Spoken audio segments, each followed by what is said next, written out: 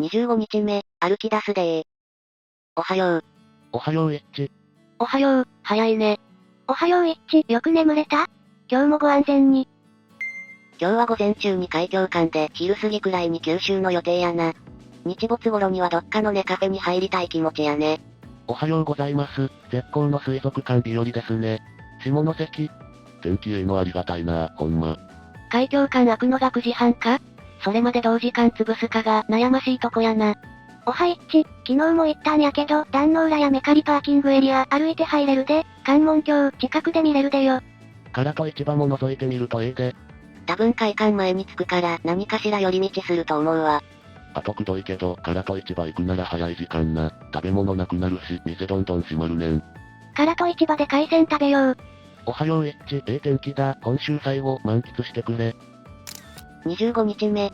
福岡でラーメン屋入ったら、よく周りの人の動き見てな。からし高菜やニンニク、他の箸休めみたいなの、入り口とか一箇所にあったりするんや。紅生姜を最初から入れると怒る、こだわり店主もおるんや。チェーン店なら大丈夫やと思うで。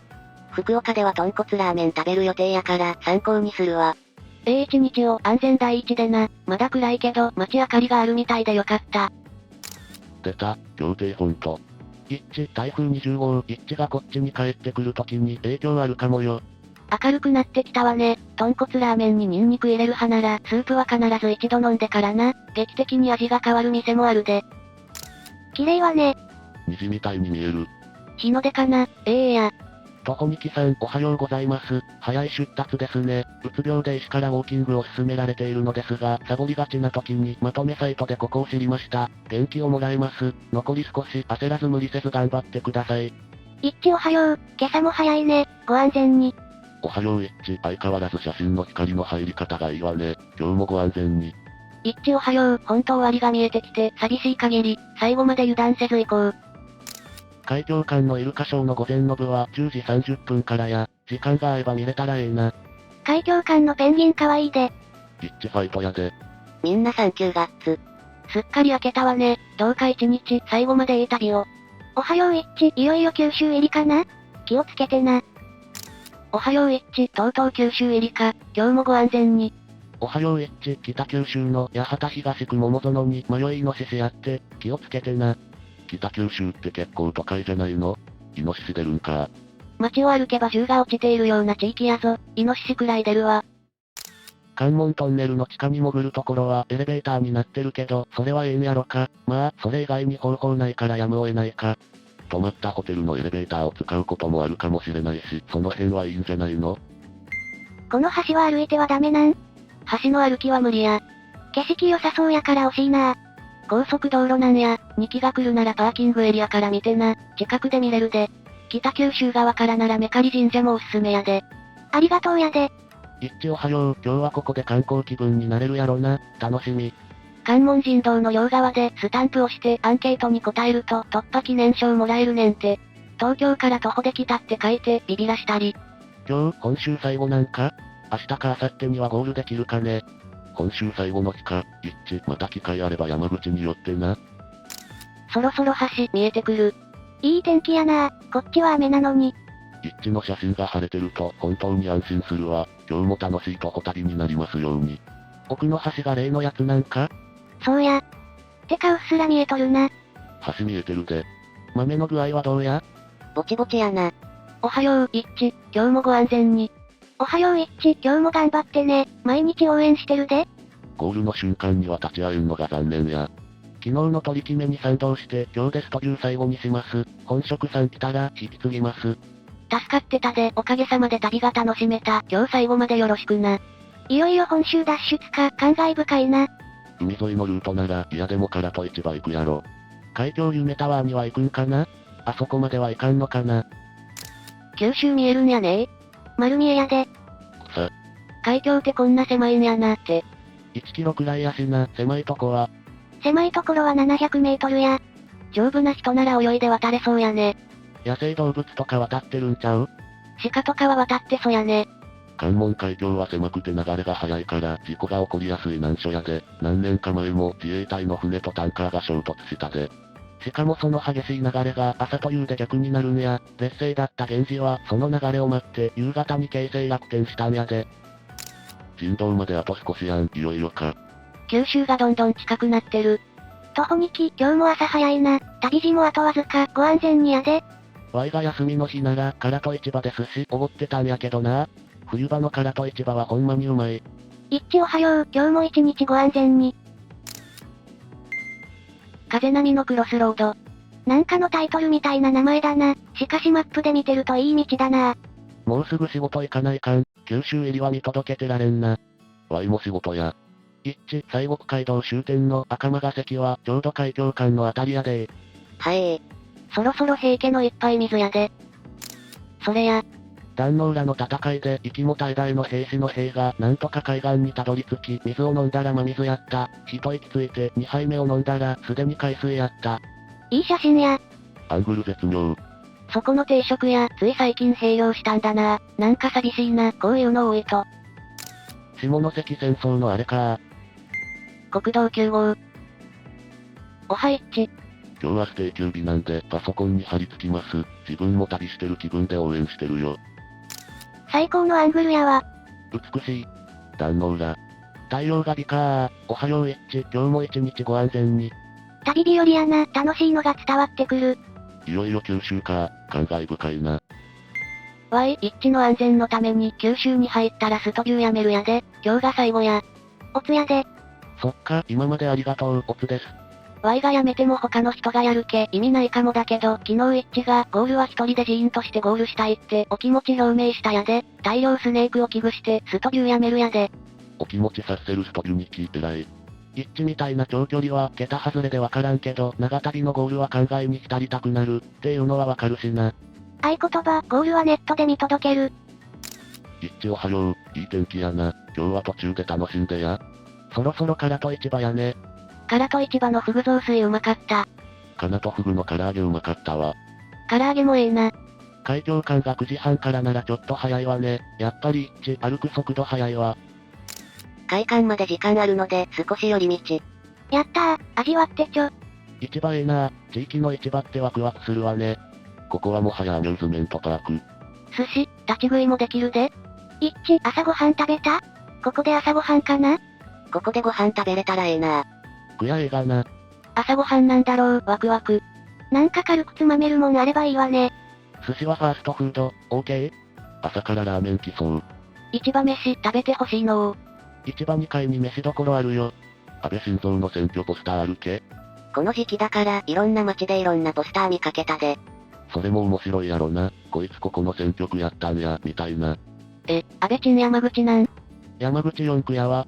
真後ろに亀山八幡宮ってのもあるんだな。なんやここ、いろいろあるわね。赤間神宮もあるで。一致、見晴らしのいい壇ノ浦サービスエリアは9号線から徒歩でアクセスできるみたいよ。関門橋の根元にあるで、時間あるなら気が向いたら行ってみたらええで。何日目や？ 25 日目かな。3月、すごすぎやろ。今北36よ。一致海峡間まだ空いてない、暇つぶすか。平日のこの時間だと市場は見るだけやな。また水族館のアンケートやってほしいな。どこから来ましたか？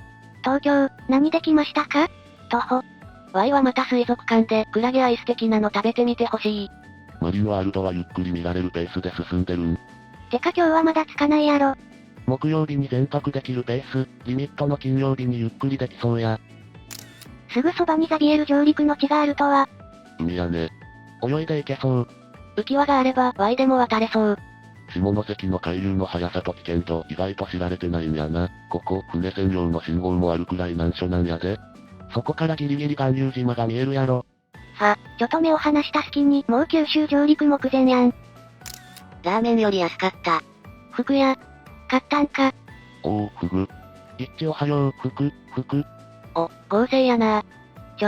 おお。刺身なんぞ今回初めてやないんか。朝服とは、贅沢朝ごはんやな。服のヒレ酒もうまいんじゃよ。すっかり服が定着してる。昨日スレミンに教えてもらったで。せやね、正式名称なんやなと思うと、なんでフグが一般的になったのか気になるな。方言かしら。ほんまや、トラフクって商品名に書いてある、フグやないんやな。国内産表記やから、地元のじゃないパターン。下関近郊でそんなに服取れんで？流通量が多いだけや。石川か長崎のやろな。下関はフグよりもアンコウの水揚げ量が多いんや。遠州沖さんかな。フグというより魚介を食べる一致に衝撃を受けた。一致、ワイを食べてファイト。最近のフグ刺しには肝がついてないのが寂しい。あれを醤油に溶いて食うとうまいのに。朝からフグとか、ブルジョワだな。朝市ってどこでもあるんやな。唐戸市場は特に有名な市場なんやで。一致、ついに関門海峡くぐるんか。今日も旅の安全を祈る。もう福岡までほぼ途切れることなく待ち続きやから、飲食店もネカフェもよりどりみどりやな。人道トンネルの福岡川入り口に美味しいおでん屋があるんだけどな。ここ最近臨時休業と銘打ってしまってるんだよね。そういや若松屋空いてるの見てないな、最近。心情内定やんけ。京都から続いた山陽道もここで終わりか。ザビエルさんも渡ったんやね。一致、服うまかった？美味しかった。コリコリしてた。よかったやで。成仏してくれメンス。フグええなぁ、タンパク質取れてよしやな。おかしなものも食わず体調も崩さず。ほんまワイルドなのに容量がええな。毎回体調管理完璧なんかな？市場の隣に広場みたいのがあった。巌流島に行けるんや。さて、行くか。って感じやな。ヘリコプター。ヘリ乗ってや。観覧車ある。観覧車に乗ったら眺めがすごそう。ええなぁ。オフ会線か？移動は徒歩限定や。オフ会ええな、西日本ならできるで。オフ会は東京駅に集合して帰りは全員徒歩や。参勤交代定期。そろそろ開館かな。第一の目的地、海峡間到着。夜んか？そのために色々頑張ったんやで。ゆっくりしていってね。楽しんできてやで。ペンギンさんとさっき食べた服がおるっぽい。一致、また会えたね。満喫してきておくれやす。楽しんでね。今日天気ええな。目的地に着くまでは1秒でも惜しいやろうから、のんびり観光できんのが辛いところやわな。早速。イエーイ、空いてそうやな。写真楽しみにしてるで。行ったー。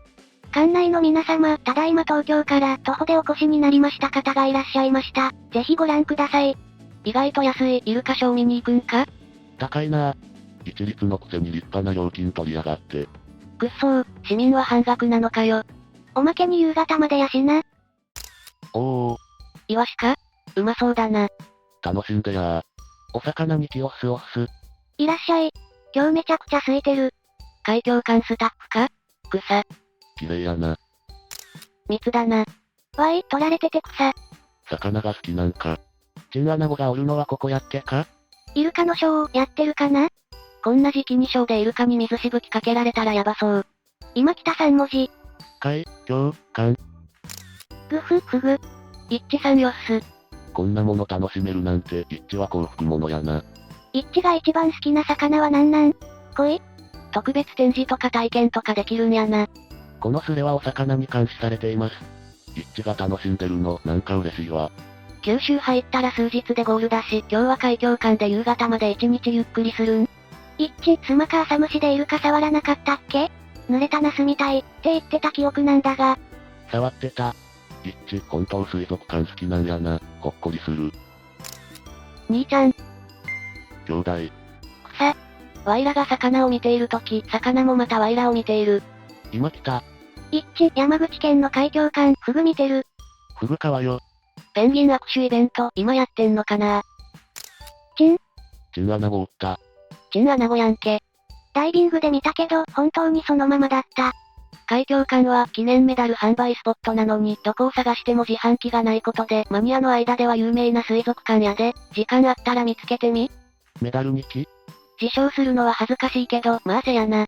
おー、海峡館か。ペンギン村かわいいよ。10時45分、12時45分、14時45分にイルカタッチ、11時、15時30分にペンギンタッチ、いずれも当日事前申し込みにて先着順。受付はペンギン村2階ツアーカウンター。標本なのに浮いてる、レジン液で固められてるんか？これ持って帰れるんか？あまりうまくないという噂のシーラカンスさん。というか、ヨウ素とワックスエステルの合わせ技で人間の体には毒。シーラカンスといえば沼津の水族館。一致が楽しそうで何よりや。結構終盤まで来たんやな。あと3、4日で旅も終わりか？おー、海峡館か。楽しんでや。一致にはいつか沖縄縦断で、美ら海水族館まで歩いてほしいな。一致にはいつか北海道北見にある淡水水族館に来てみてほしい。イルカ待機。プール狭ない？こんなとこでイルカさん飛べるんか？ワクワク。イルカだー。イルカはイルカ？最前列で見るとイルカがウィンクしてくれるぞ。お客さんどのくらい？遠足キッズ来とるか？幼稚園の遠足と専門生の修学旅行がいるからほぼ満席やな。まさかの満席。キッズの中でめっちゃ浮いてんのとちゃうか。そんな中で一致がイルカタッチ体験とかペンギン握手とか申し込みしづらいやんけ。そりゃあ、平日のこの時間ならそうなるわな。飛んだー。いやっほー。なんか飛んでるやん。イルカが飛んだ、イルカが飛んだ。これ頑張れば海に帰れそうやない？見えないバリアが張ってあって逃げられないようにしてるんやで。毎朝8時半に海から出勤してるぞ。どの説が正しいんだ。アングル良き。やっぱり水族館はいいな。一致めっちゃ水族館楽しんでるわね。お、海峡館。文字工ついて、もし一致が好きなら、ちゃんらー食べてみてくれ。芋洗坂係長のお姉さんがやっとる店や。一致の写真いいわ。毎回綺麗に撮れてる。景色やな。まだ堪能中か。払った料金分は楽しむんやな。もちろんこの後、ペンギン大変態だよな。来たー。かわいい。絶妙なデザインだよな。キャワワワワワワ。かわよ。ペンギンは室内なんや。キングペンギンさんやな。エンペラーペンギン、キングペンギンはいるのに、バロンペンギンはなんでいないんやろ。フグとペンギンがすごく充実してる水族館やな。ペンペン。ペンギンがわちゃわちゃしてる。一致ありがとう。ペンギン大好きだからすごい嬉しい。飛べない鳥ペンギン、水の中を飛んでるわ。キャワワワ。さっきのペンギンとは種類が違うわ。フンボルトペンギンさんやー。フンボルト。ペンギンの水槽の上に手を出さないようにしよう。あいつら食おうとしてくる。フンボルさんカメラ目線やな。見せ方を知っているプロやね。正確な数は知らんけど、フンボルトペンギンは絶滅危惧種に指定されてるのに、日本の水族館で野生の個体数の1割ぐらい飼育されてるらしいで。日本だけ増えすぎて子供作らせない研究が進んだんやで。環境が合ってたのか、エンペラーペンギンとかが寒いところなだけで、小型ペンギン温暖な気候よりやしな。ペンギンもベルクマンの法則に従うんやな。日本人異様にペンギン好きらしいよな。フンボルトペンギン、岩飛びペンギン、皇帝ペンギン、こんくらいか？メジャーどころやね。マゼランペンギン、ケープペンギン。あいつら割とどこにでもおるんやな。飼いやすいんやろか？調べたら、ケープとフンボルトは一番気候合ってるから、国内繁殖個体なら個人飼育許されるって。はい。ペンギンのブリーダーになって一山当てれるな。みんなペンギンのこと詳しいな。俺が見てわかるの、チクペンぐらいやわ。一致は去年見たと思うけど、浅虫水族館はペンギンの家系図貼ってあるで。ペンギンかわよー。みんなペンギン好きやな。相変わらず撮るのうまいな。水族館好きなの伝わってくるわ。ここって、服、イルカ、ペンギン推しなんやな。ほのぼのしとるわ。午後まではのんびりできるんかな。昼飯ここで食うんかな？からと市場行きたいんごねー。一致、昼飯どうするん？今日の一致の昼ご飯はカレーと見た。館内にちょっとお高そうなイルカの見えるレストラン、つうのがあるな。いい水族館だった。おつ。堪能できたようで何よりやで。一致が楽しそうでよかったやで。見てるわいらも楽しめたで、3月。イルカの骨？はじめのクジラの骨格やな。ないからザトウクジラとかなんかな？白長スクジラだった気がする。白長スクジラか。でかすぎてスケール狂うわ。下の棒みたいなの、顎の骨なのか。こっちも楽しませてもらったわ、おつ。ということは、とうとう関門トンネルかい？ご飯食べたら、せやな。昼は何食うのか楽しみ。九州上陸したら、どの道歩くんやろ。後で県境の写真あげてな。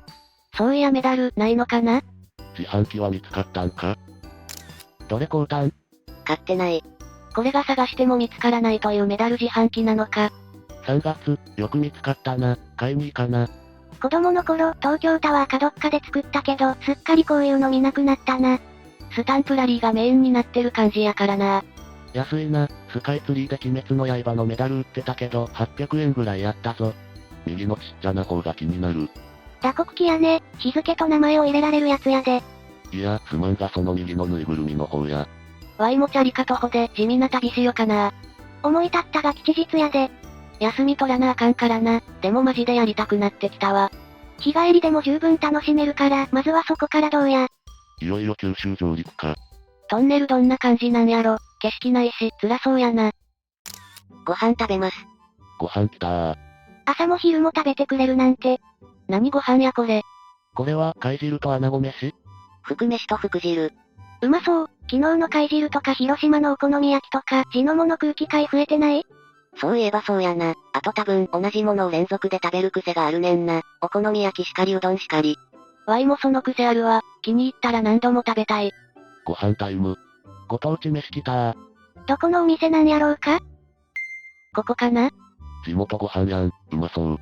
ふぐ手、刺身以外でも食えるんやな。福飯と福汁、今日はなんて贅沢な食事。海渡るんやし、贅沢もいいやんね。フグ食える飲食店、近くにあったんか。福の丸焼きもうまいで。一致に差し入れしたい。差し入れ持っていくなら、今日かせめて明日ぐらいまでやろうね。ゴールは一人でしたい、言うてたし。そっか、まあそうだよな。おう、ふくふくやん。そういえばラーメン近頃ないわね。英気を養い、再開。でかい。でけえ、旅の記念になる画像やな。満腹やね。海めっちゃ綺麗やん。いよいよこの時が来たんやね。ついに関門トンネルか。本州脱出か。渡るんか？山口県満喫してくれたかな。またいつか会おう、さらば。実はトンネルまで2キロほど戻るんやで。一致なら20分や。昨日大砲あげてたとこやね。戻るとき、亀山8万軍あるから、鳥居のソフトボール見てってな。あーせや、なんや鳥居にかけてある、額の文字に挟まっとるんだっけ？あれは公式ボールと聞いた。甲子園球児が拝むとか。関門トンネルの県境で写真撮ろう。どうやって人道トンネル入るの？エレベーター？エレベーターで下に下がったはず。水族館の写真で和んだ。ありがとう一致。水族館、一緒に楽しませてもらったで、一致ありがとう。この後もご安全に。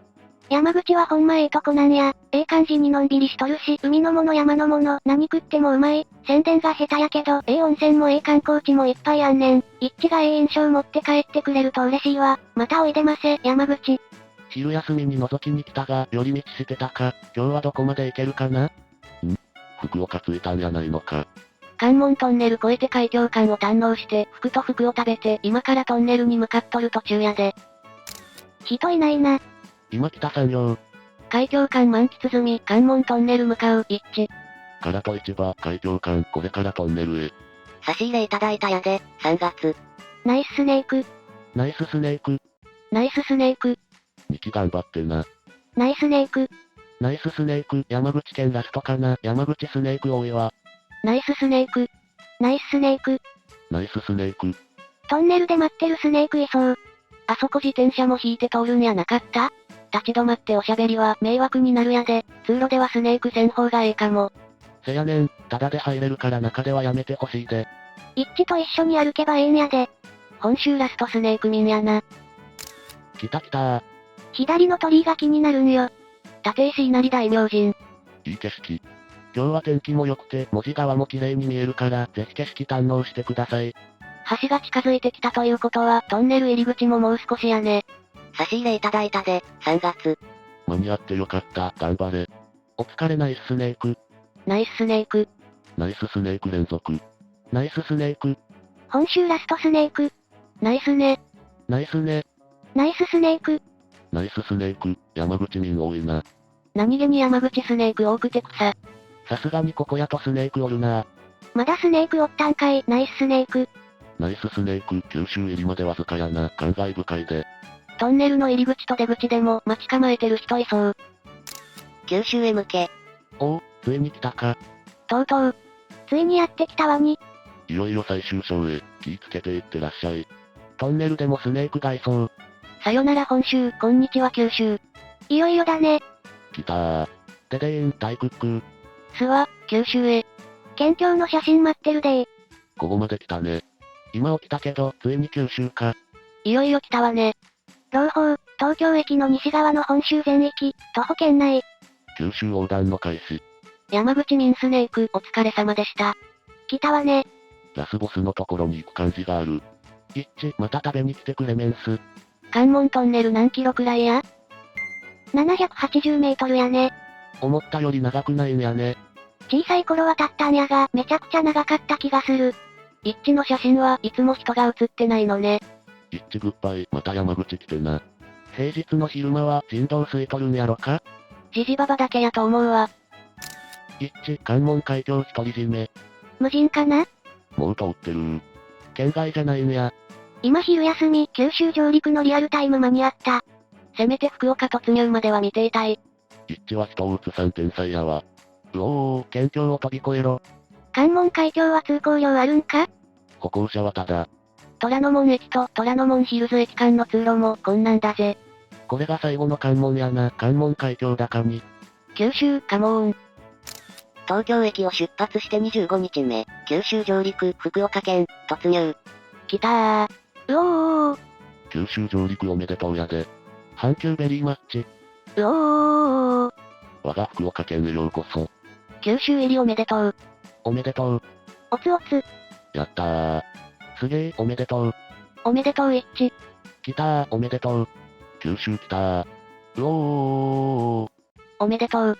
おーおめでとう。なんか涙出そうやわ。一致と一緒に喜ばさせてくれ。一致いらっしゃい。おーおめでとう。わいらっしゃい一致。嫌じゃないなら臭い豚骨ラーメンを食べていってほしい。どれくらいかかるのか予想できなかったんやが、25日間で東京から福岡に行けるんやな。ー。九州入りおめでとう。これで仕事頑張れるわ。九州入りおめでとう。福岡民一致をよろしく。任しとき、ここで見るだけやが。おう、ついに九州か。一致、九州上陸おめでとうやで。今来た。九州上陸。最後の県境やな。感動した。感無量だろうな。一致、門司港駅の駅舎は復元されて歴史あるやで。そろそろ出とる頃やろか？せやな。初めての九州。初九州おめでとう。おめ。九州上陸おめでとう。おう、いい景色やな。すごいな。九州上陸おめでとうやで。おめでとうやで、一致。おめ、淡島から見守ってきたわいは感無量や。ついに海を渡ったか、ほんまにおめでとうやで。九州上陸おめでとう。おお、ついに来たか。出たなとほにき。いいお天気で本当によかった。おめ。まあ最後まで油断せんごとな。おめでとう一致。ワイは九州へ入ったら一致の安全のためにストビューやめるわ。今までストビューで付け回してすまんかったな。おつやで楽しかったわ。九州に入ったらストリートビューは禁止や。禁止までする必要はなくないか？経緯があるんや。一致が到着は一人で考えにふけてしたいとお気持ち表明。ストビューはストーカーの足がかりになるやで控えましょうという、ね。別に一致がストビューやめて言うたわけでもないし、そこまでする必要ないんちゃうか？ゴールはネットで見守ろう。これがスローガンやで。一致が写真あげるわけやから、そこまで気にせんでもと思うが。これやと思う。場所がわかる人には今ここにおるんやな、ぐらいでいいと思うで。九州もいいお天気はね。写真の空気感が変わった。メカリ神社か。九州上陸おめでとう一致。上陸おめでとう。この後もご安全に。福岡へようこそとほにき。毎日の楽しみだったが、もう少しで終わりと思うと寂しいわ。10月の楽しみが終わってまうな。対岸の本州。向こう見るのええよね。さようなら本州やね。グッバイ日本、ウェルカム福岡。初九州おめ。もう福岡入りか、すげえな。福岡のメーカーは何があるの？ひよこ。にわかせんべい。通りもん。博多の人。太宰府の梅貝餅。南蛮往来うまいで。メーカー黒ダイヤ。メーカーいっぱいや、3月。メーカーたくさんあって草。メーカー作りすぎやないか？証拠たくましいからな。筑豊丹田の炭鉱夫向けに糖分が必要やったんや。それが期限でお菓子栄えてるねん。はい勉強になるな。石炭飴もあるで。口の中切って血だらけになりそう。ひよこはなんで東京にも売ってんやろ。ひよこの社長が福岡の殻を破ったからや。どっちが本物のひよこなの？ひよこの吉野堂は福岡の会社で東京にも進出して成功したんや。東北とかよその地方の人は福岡の吉野堂なんて知らんから、東京メーカーとして見事なりすまして商売することに成功したんや。商売上手やな。九州メーカーでもいい気するけど。九州も各県が結構メーカー持ってるからな。そうなんか、羽田から福岡行って両方でひよこ売ってたから首かしげてたんよ。そういえば東京駅にも売ってたな。教えてくれてありがとうな。ええんやで。ええ天気や。綺麗な海、写真や。一致、九州は初めてか？せやな。嬉しさもひとしおやね。福岡もいろいろ写真見せておくれ。鳥が飛んでていい感じはね。いい天気。夕方も綺麗やろな。いい天気だ、福岡暑そうやな。一致九州上陸したんか、頑張ってな。福岡といえばラーメンやけど、うどんも食べてほしいわね。初めてやったら九州にも水族館はいろいろあるから、今後の旅でも楽しめるな。わい長崎やから、ここまで来てくれやちな、家から徒歩10分の場所や。ジャングルやんけ。どこの原生林やねん、ジュラ紀にお住まいか？古代生物と海藻。なんか北九州って福岡県って感じしないわ。名古屋が愛知県だったっけみたいな感覚で、地な関東民。北九州ってのは東京だと何に当たるの？東京じゃないけど川崎。手榴弾が落ちてるとこや。一致頑張れー。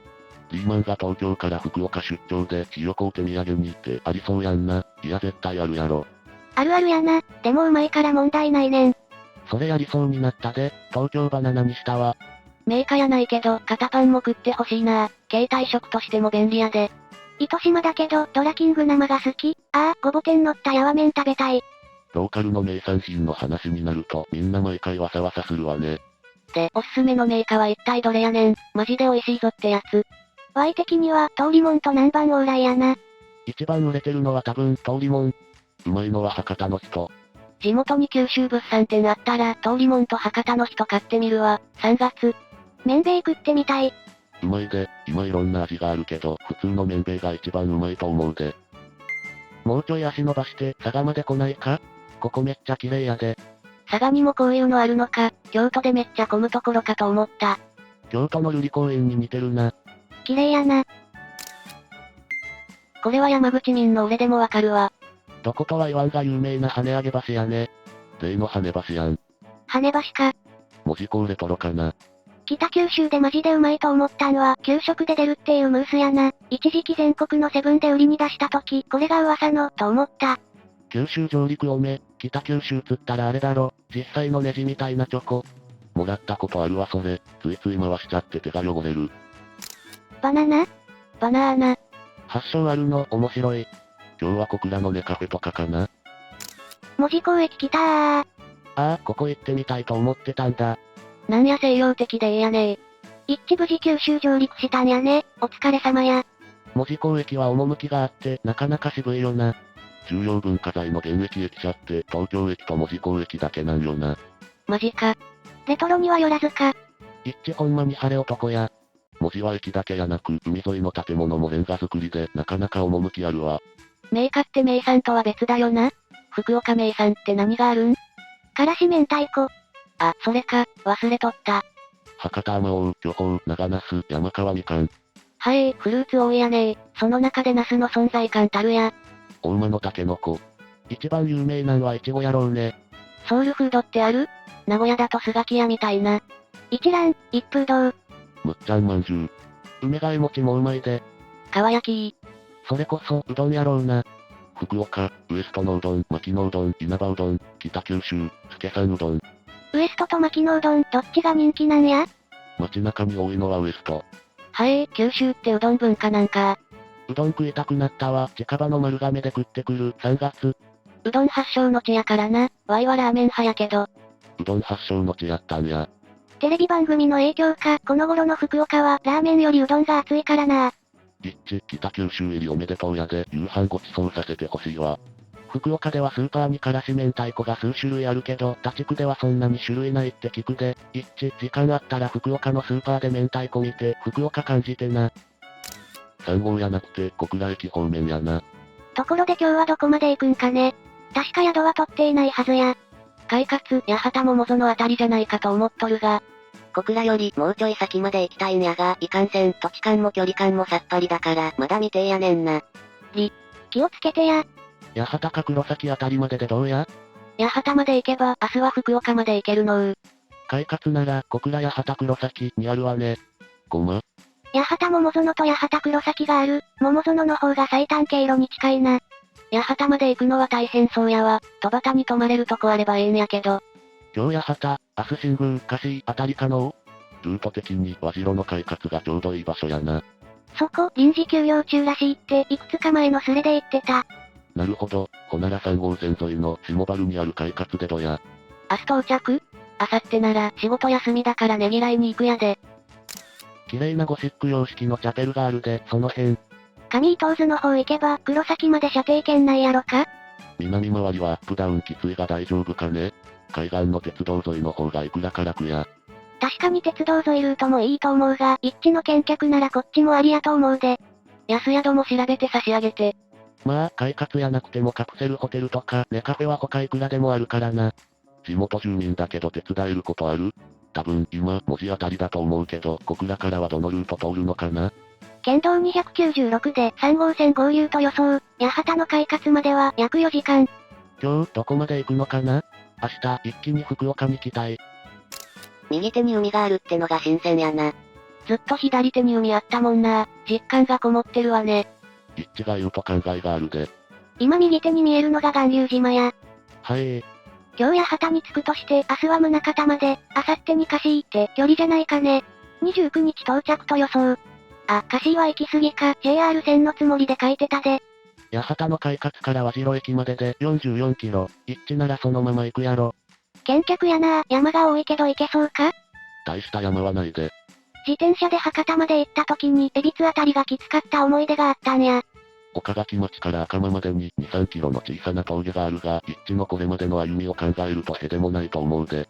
恵比寿のところさえ乗り越えられれば、あとはなんとかなるやろな。田舎の山道みたいなとこ歩いてたのと比べると、ここは街中でいいな。小倉周辺で泊まるのは、快活が一番安く済みそう。小倉から福岡の間にいいとこあるのかが気になる。場合によっての無茶があるのかな？ほぼ町続きやし、ネカフェもいくらでもあるで。ネカフェで寝るのに初めて行くところは避けたくなるやろ。快活なら、部屋の雰囲気や寝やすい部屋とかあるんやないかな。ポイントカードで割引とかも。一致、この1ヶ月弱に関して言えば、日本屈指の快活ヘビーユーザーだろうしな。これ、実は快活横断散歩やったんやろ？自由空間黒崎店、快活クラブ、八幡桃園店あたりがええんでねえの？小倉よりちょっと先やが、海沿いから行くなら、快活クラブ小倉西港店。今日の宿は黒崎の自由空間か八幡の快活が無難かな？小倉からのルートは西小倉駅からちょい先の菜園上の都市高速の下の道を伊東津方面に進んでトンネル越えて突き当たりを右に進めば八幡まで近いよ。爽やかな景色やね。午前中の写真に見えてあかんわ。頑張れ。門司港駅に向かって歩いてるかな？とっくに通り過ぎたで。九州人で初スネークってもう現れた？まだやないか。まだや、九州人はツンデレやから簡単には出らんで。初めてエッチにスネークする九州人、どんなやつやろ？わい九州民で福岡民や未成年だからな、スネークしたいけど。スネークするにしても、今日か明日までの方が良さそうね。差し入れも消化できなく荷物になるからな、その辺は考えてな。仕事で博多から近くまで来たから、今からスネークしたいけど、初めてだからどうすればいいかわからんやで。一致頑張って、でいいんやで。道の対岸におって手をブンブンして、一致頑張れー、って叫ぶがええ。不審者やんけ。今、国道199やから、その先のファミマやミニストップで待機して、一致を待つんがええぞ。福岡は美人がいっぱいだって聞いたから、街行く女性見つめながら歩いてみて。差し入れなければ距離は取らんとな、このほにゃららかやし。路面電車大好き民は、小倉のモノレール写真は頼まんでいいのけ？モノレールは東京にも千葉にもあるんよ。小倉のモノレールはマニア向けやなかったか。関東にモノレールって結構あるし、東京にも路面電車はあるんだけど、路面電車にロマンがあるんよ。そうなんや、路面電車は九州なら熊本、長崎、鹿児島、やな。関東は東京、神奈川や。北九州にも路面電車はあったんやけど、Y が若い頃に消えてもうたんやで。あったんや。福岡市にもあったんやで、地下鉄に変わってもうたけど。路面電車が消えていくんやねー。黒崎まで行くなら、その路面電車があったルートで行くんかね？一致が歩いてる海沿いの道まであと15分やで、初スネークと緊張しとる。腹筋しながら待つのが礼儀だからな、ご無礼のないようにな。頼むでスネーク。スネーク期待しとるで、うまくいくとええな。スネーク頑張れ。Y の見覚えのある景色になってきた。一致、近くにあるダイレックス安いで。近くに風呂屋あるで。近くにチャペルあるで。そういえば見てなかったが、お昼は食えたん？フグ食っとった。朝も昼もフグやで。福刺しと、福飯と、福汁食っとったやで。あらそうか、3月、けどフグ続きで好きやねー。一致にとっちゃ、ごちそうやしな。いい天気やな。あれ？スネーク禁止の流れじゃなかったんか、Y もう諦めとったで。そうなんか？ゴールのスネークは控えた方がええ。それなりの節度があれば、スネーク永遠でねえか？ただ一致の荷物になるで、差し入れは考えてってことかと。ほーん。ゴールはネットで見守ろうが、スローガンやと。今までゴール地点で出待ちしとったスネークはおらんのよ。それが今回に限って、横断幕持って待ってよみたいにキャッキャしとったからな。ネタでも限度はあるっちゅうことやで。そういやなんで目的地が海の中道なんや？水族館があるから。一致が水族館大好きっ子やから。水族館のためにここまでするのか。というかそれは名目で目標を達成するのが大事なんやろ。もうすぐ小倉駅の裏やな。まだ前輪のあたりか、八幡の快活に20時着って感じかな。西小倉にある九州マグロって店の500円のマグロ丼めっちゃうまかったわ。もう福岡まで着いたんか、ならあとはラストスパートって感じか。海中到着は明日やろな。今日はどこに泊まるんやろ。九州上陸してたのか、おめでとう、すごすぎる。快活小倉梶町店は休業中、調べはついてると思うけど、一応、というか今日の目的地はどこ？八幡の快活が無難、というか小倉駅過ぎたら八幡駅近くまでねカフェはないはず。早めに切り上げるなら快活小倉西港店、頑張って粘るなら八幡か黒崎店じゃないか？ルート取りにもよるが。ルートは旧路面電車通り一択やろ。戸端バイパスなんて言ったら無駄に上り坂歩いて突然遠回りの別ルート行かされるで。あと1時間もしたら暗くなるで。この調子なら黒崎行った方がええやろうな。西港だと遠回りになるし、西港のネカフェってまだあったっけ？まだっていうより新しくできたばっかりやで、行数の上にある。一致見つけた。ごま？一致と会えそう？車を止めれそうな店がないんやで。一致の通り道にコンビニとかないん？先回りして目印になりそうな場所で写真アップして待て。このトラックのうんちゃんやったら笑うわ。空止める場所ないわ。昨日もタンクローリーのうんちゃんと遭遇してたしな。確かに車止めるとこなさそう。ここらへんスーパーもコンビニもないやんけ。その先のナフコやな。ナフコ手前にローソンがある。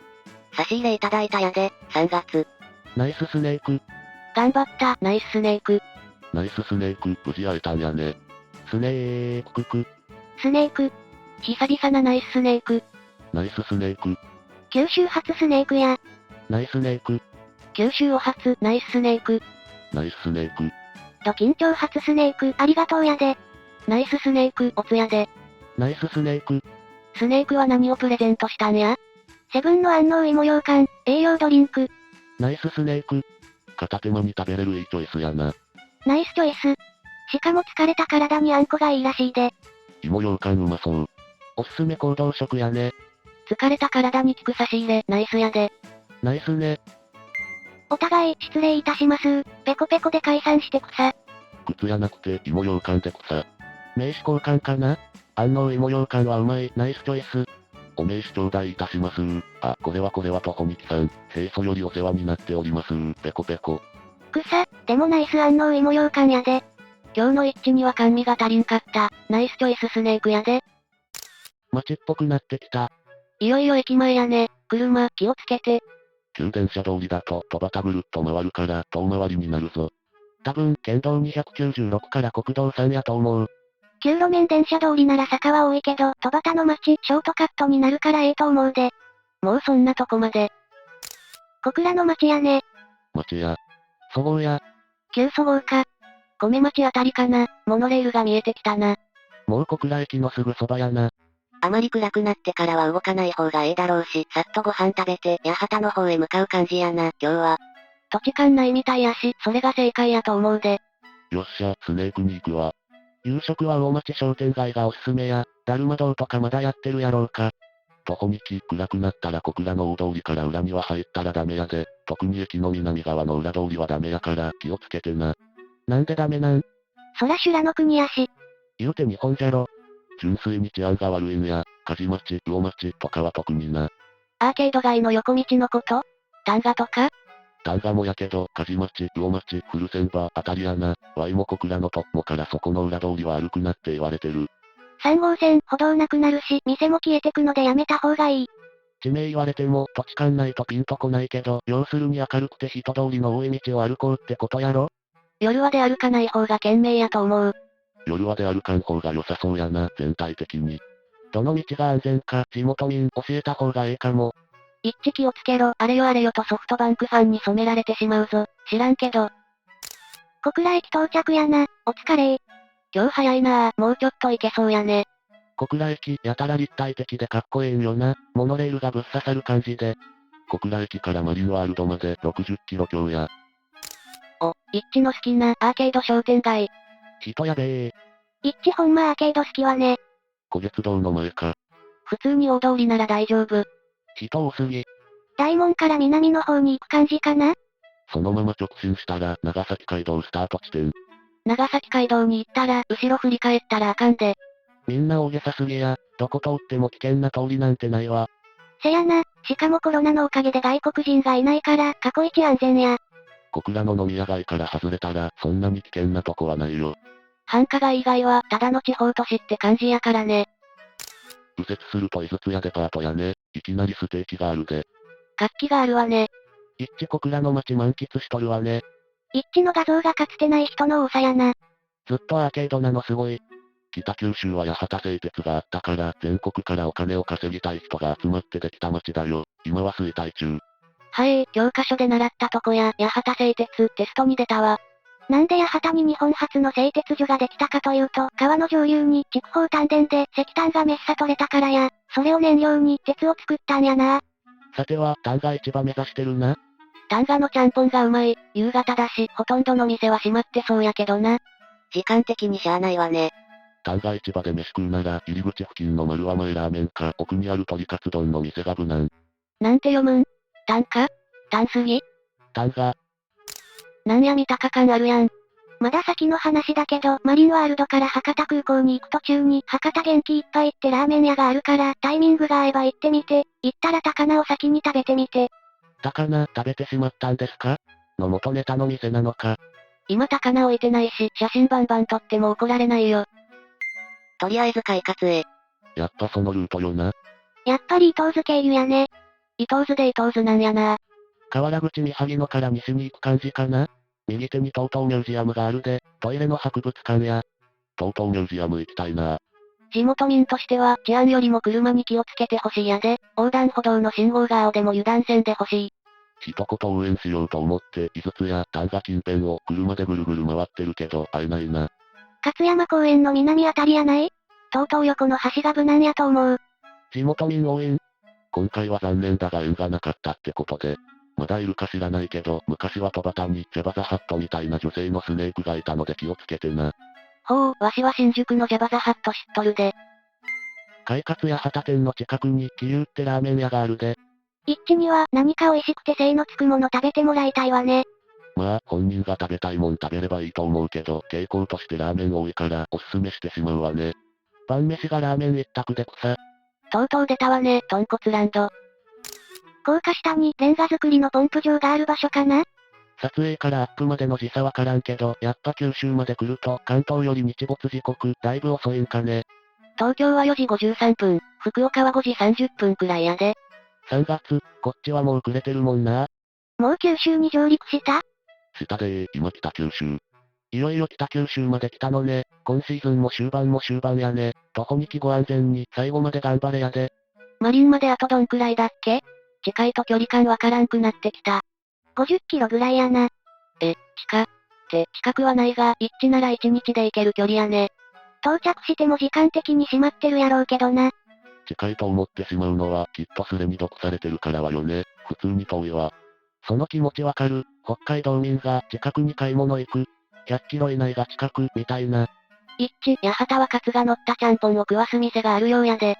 元祖の銀河のちゃんぽんは昔、八幡駅前にあった、来た客全員に無料でちゃんぽん振る舞うとか、頭おかしいサービスしてた時期もある。Y が生まれて初めて食べた店ちゃんぽんや。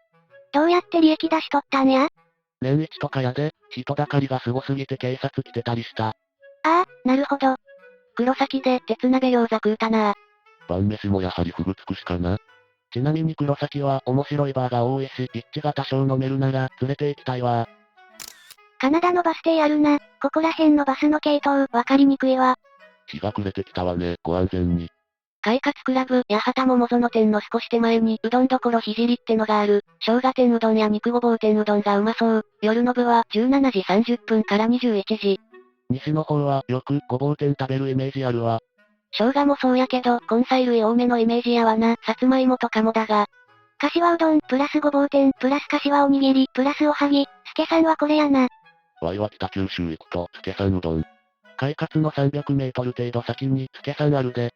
千葉県民、助さんうどん熱望、ウエストはあるんだけど。飯食うとこなんていくらでもあるからな。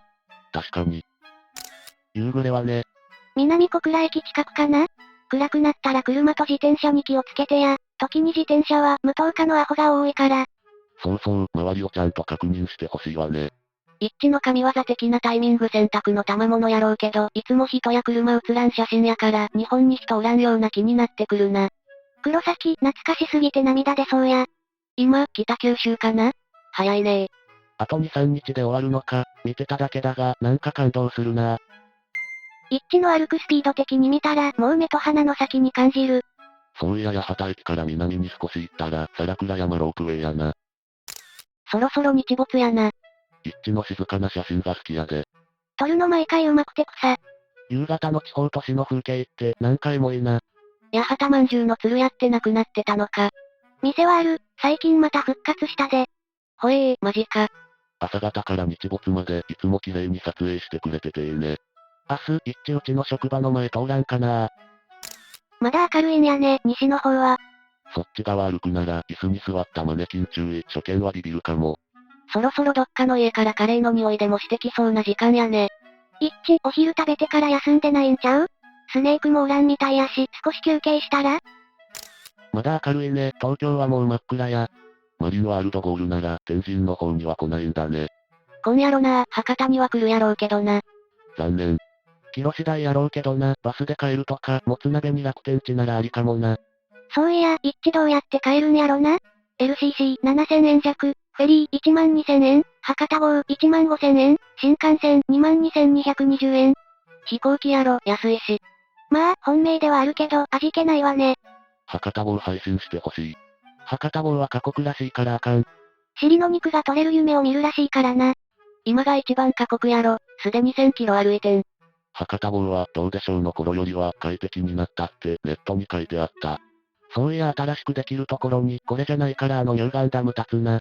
福岡市入ったら、一致にぜひ、天ぷらの平を食べてみてほしい。天ぷら来る前に、ゆず塩辛でご飯一杯目は終わりやで。福岡が見えてきた。こっちからも一致が見えとるで。暗くなってきとるで気をつけてな一致。せやな。シュガーロードやな。長崎街道、黒崎宿。黒崎って道の作り面白いよな。さっきも書いたけど、歩行者用信号が青でも気をつけて渡ってほしいやで。何それ、命がいくつあっても足りんやん。歩行者がいない前提で確認せず右左折する車が多いからね。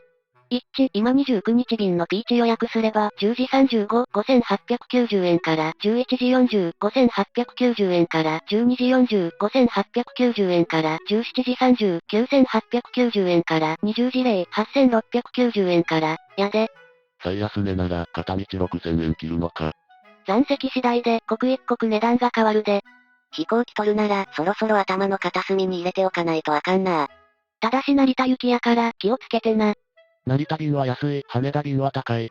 朝便は安い、午後便は高い。水族館を28日の午後堪能するか、29日の午前中堪能するかで飛行機時間変わってきそうやな。暮れていく空がまたいい色。うちはもう真っ暗や、やっぱ西は遅いんやな。日没マウントか？草。日没マウント草、そんなもの存在するんか。マウント取るなら日の出の速さで取れよ。一致、どこかの水族館で2日連続で堪能しとった気がするけど、どこやっけ？鴨水族館やな。おう、一致本人が答えてくれるとはありがとうやで。そうか、山形の鴨水族館か。写真やわ、綺麗。もうすぐ中央町か。歩道が広くて安心やで。歩道が広いと安心するやね。特に夜は。一致見つけたかも。おう、またスネークかな。対岸の歩道から両手振って、一致、頑張れー、ってして、不審者がられてみて。一致お酒は飲まんのか？たしなむ程度やな。旅の間も飲んどるんか？そんだけ歩いた後のビールは格別そうやが。その間は基本飲まんわね。ワイだったらむしろ、ビールを燃料に歩いてるわ。一致に黒崎で一杯ご馳走したいわ。看板とかに福岡の文字出ると、もうこの旅も終わるんやなって思うわ。一応、終わる予定何日よ。あさってじゃね？八幡の町の方まで来たわね。今日の寝床まであと少しやね。八幡東区役所のあたりやな。もう少し、頑張れ。そうか、とうとうフィナーレか。差し入れいただいたで、3月。ナイススネーク。ナイスね。ナイススネーク。一致めっちゃいい人やった。お疲れ様やで。ナイススネーク。おー、ナイススネーク。何番オーライあげたわ。めっちゃナイスやで。いいね。ちなみにラズベリー味？ラズベリーと期間限定のイチジク。素晴らしいね。何番オーライはラズベリーやないと認められんわ。何番オーライはええね。ナイススネークやで。何番オーライ土産に渡したら、周りのパイ生地、紙と間違えられて剥かれた思い出。ナイススネーク。ナイススネーク。ナイススネークやわ。そろそろ今日のゴールやね。まぶた閉じれば浮かぶ景色がもうほぼゴールやん。今日の関門人道トンネルはめちゃくちゃ盛り上がったな。ゴールやないのにまるでゴールのような、日本という地形がさせたドラマやった。近くのスペースワールド駅ってなんやねん。セントレア空港みたいな名前やな。スペースワールドがあったんやで、テーマパークが消えてもひっそり残る、かわいそうな駅や。遊園地、そういや潰れてるもんな。タマテックみたいなもんか。学芸大学駅みたいなもんやな。ご飯食べさせてもらったで、サンキューガッツ。豚骨ナイス豚骨ラーメンスネーク。うまそう。飯食っとったんかーい。でもうまそう。しばらくすれたってなかったから心配してたわ。よかったで。襲撃にでもあったかと思って心配したやで。いろんな意味でドキドキした。えらい遅かったから心配したで、検索しまくってたやで。うまそう、食べたいわナイススネーク。豚骨きたわね。豚骨スコ。一致のラーメン美味しそうだから、ワイもラーメン食べてくるで。ナイス豚骨。くそー、先越されたー。今めっちゃ一致探しよったわ。チョイスや。ネギが美味しいわね。そこに紅生姜で味変するのが豚骨の醍醐味。マイアミでラーメン食ってくるか。ナイス豚骨スネーク。晩飯ラーメンやったか差し入れスネークは明日までくらいやな。荷物になるし。ゴールしたんか。何日かかったんや。まだやで。じゃあなんでこんなに盛り上がってるんや。ラーメンだから。ラーメンやと思う。スレが立たなかったからだやで。すまんな。んやで。ええんや、一致が拉致られてなくて大丈夫なら、それでええ。その時を大切にする一致だからわかるわよ。ラーメンうまかったかな。ご飯美味しそう。ナイスラーメン。やっぱラーメンは盛り上がるんやね。こちらの行動展示はスレミンになります。生態、ラーメンを見ると興奮します。ああ、やっぱ豚骨いいな。食いたい。半頃に着いたら上々やな。家の真裏通ってて草、頑張れ。小倉中学卒いや、中学は行く橋や。差し入れいただいたで、3月。ナイススネーク。ナイススネーク。ナイススネーク。ナススネーク。めちゃめちゃ探した甲斐があったで。超高青年やったわ。ほんまは飯おごりたかったで。お疲れやで、ナイススネーク。ナイススネークやで、激しくオツ。ナイスネーク。ナイススネーク。ラーメンおごりスネークと差し入れスネークと2スネークあったんか。実はほとんど立中の八幡駅やん。駅前っぽいからそろそろか。家からくっそ近くて草。山口、福岡とスネーク多いな、ええことや。山口多いと思ったけど、福岡もスネーク多いの嬉しいわね。一致、今どこあたりやろ。東京駅から徒歩圏内のとこ。確かに徒歩圏内か。せやな。草。八幡駅前、カレーの海の前。福岡マリンワールドのホームページに、東京駅から毎日歩いて〇〇日、お気軽にお越しください、が掲載される、間違いない。お気軽とは一体。徒歩が飛行機でもなく新幹線でもなく車でもなく、お体一つで、が、お気軽や。草。街の明かりがあるから安心するわ。くたびれてるのに、こんだけ綺麗な画像撮れるのがすごいわな。街の明かりがとても綺麗ね。快活まであともうちょっと。福岡って明るいやねよく見ればイチョウやね。福岡行ってみたいなぁ、徒歩とは行ってない。北九州民っておるんかいな。おるで、八幡駅前民や。ワイも八幡駅前民や。結婚しろ。福岡民たち喜べ、もうすぐヒーローのご到着やで。九州に旅行行ってみたいなぁ、徒歩とは行ってない。北九州市民って州の字の点3つ書かずに横線引いて4画で書くらしいな。北九州。それやそれ。到着。おついっち。お疲れやで。お疲れ一致。到着お疲れ様やでー。今日もお疲れやで。お疲れ一致。お疲れ、ゆっくり休んでや。お疲れ様ゆっくり休んで明日に備えんさいな。お疲れやでー。おー、お疲れ様。お疲れ。お疲れやで、海峡間人道トンネルは見てる方もえかったで。お疲れ一致。明日でゴールまであるか？明日着いても日が暮れてからやろな。明日は難しいんちゃうかな。つけるにはつけるけど、営業時間に間に合わないと思うんや。じゃあ残りを踏みしめて、明後日に到着って感じか？明日の終わりをどこに設定するかやね。水族館もじっくり見たいやろうし。明日は快活ブランチ福岡下原あたりかねー。最寄りのホテル、取っときや。一致お疲れ様やで、九州上陸おめでとう。一致おつ、ゆっくりしてや。一致お疲れちゃん。今日の保歴どんくらいやろうな。午前中は歩いとらんで40キロ歩かないかか？一致お疲れ様。海の中道行くなら、禁煙ドッグ食べてってほしいわ。マリンワールドから結構歩くやん、そこ。一致お疲れ、ほんまいよいよ大詰めやな。一致お疲れ様やで、ゆっくり休んでな。お疲れ一致。無理せんで、一致のペースで行っておくれ。今日はたっぷり休みんさい休みんさい。ちな、真横の3号線、珍相談が未だによるから、早めに寝た方がええ。一致お疲れ九州入りもしたし、ゆっくり休んでな。一致には、不屈の光の道や、鏡の海とか、見ていってほしいな。一致お疲れ、今日もようさん楽しませてもらったで、ゆっくり休んでな。明日の目的地の設定が悩みどころやな。小高新宮あたりが良さそう。マリンの10キロ手前くらいがええのかな。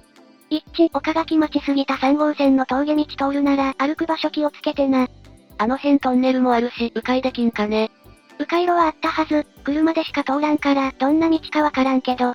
岡垣バイパスのこと言ってるなら、つけさんうどん岡垣店の分岐で、左の恵比寿ラーメンセンター側に向かうべき。バイパスは車用だから、信号はないけどアップダウン激しいし、左側の道なら、駅入り口までは、色々店もトイレポイントもあるから。そこや、詳しい民北で、一致に教えたって？今来た、今どこ？八幡の快活。黒金肩パンのところか。仕事終わった。現在地のネカフェ把握。ゴール時間は仕事中だから、心の中で応援しとるだよ。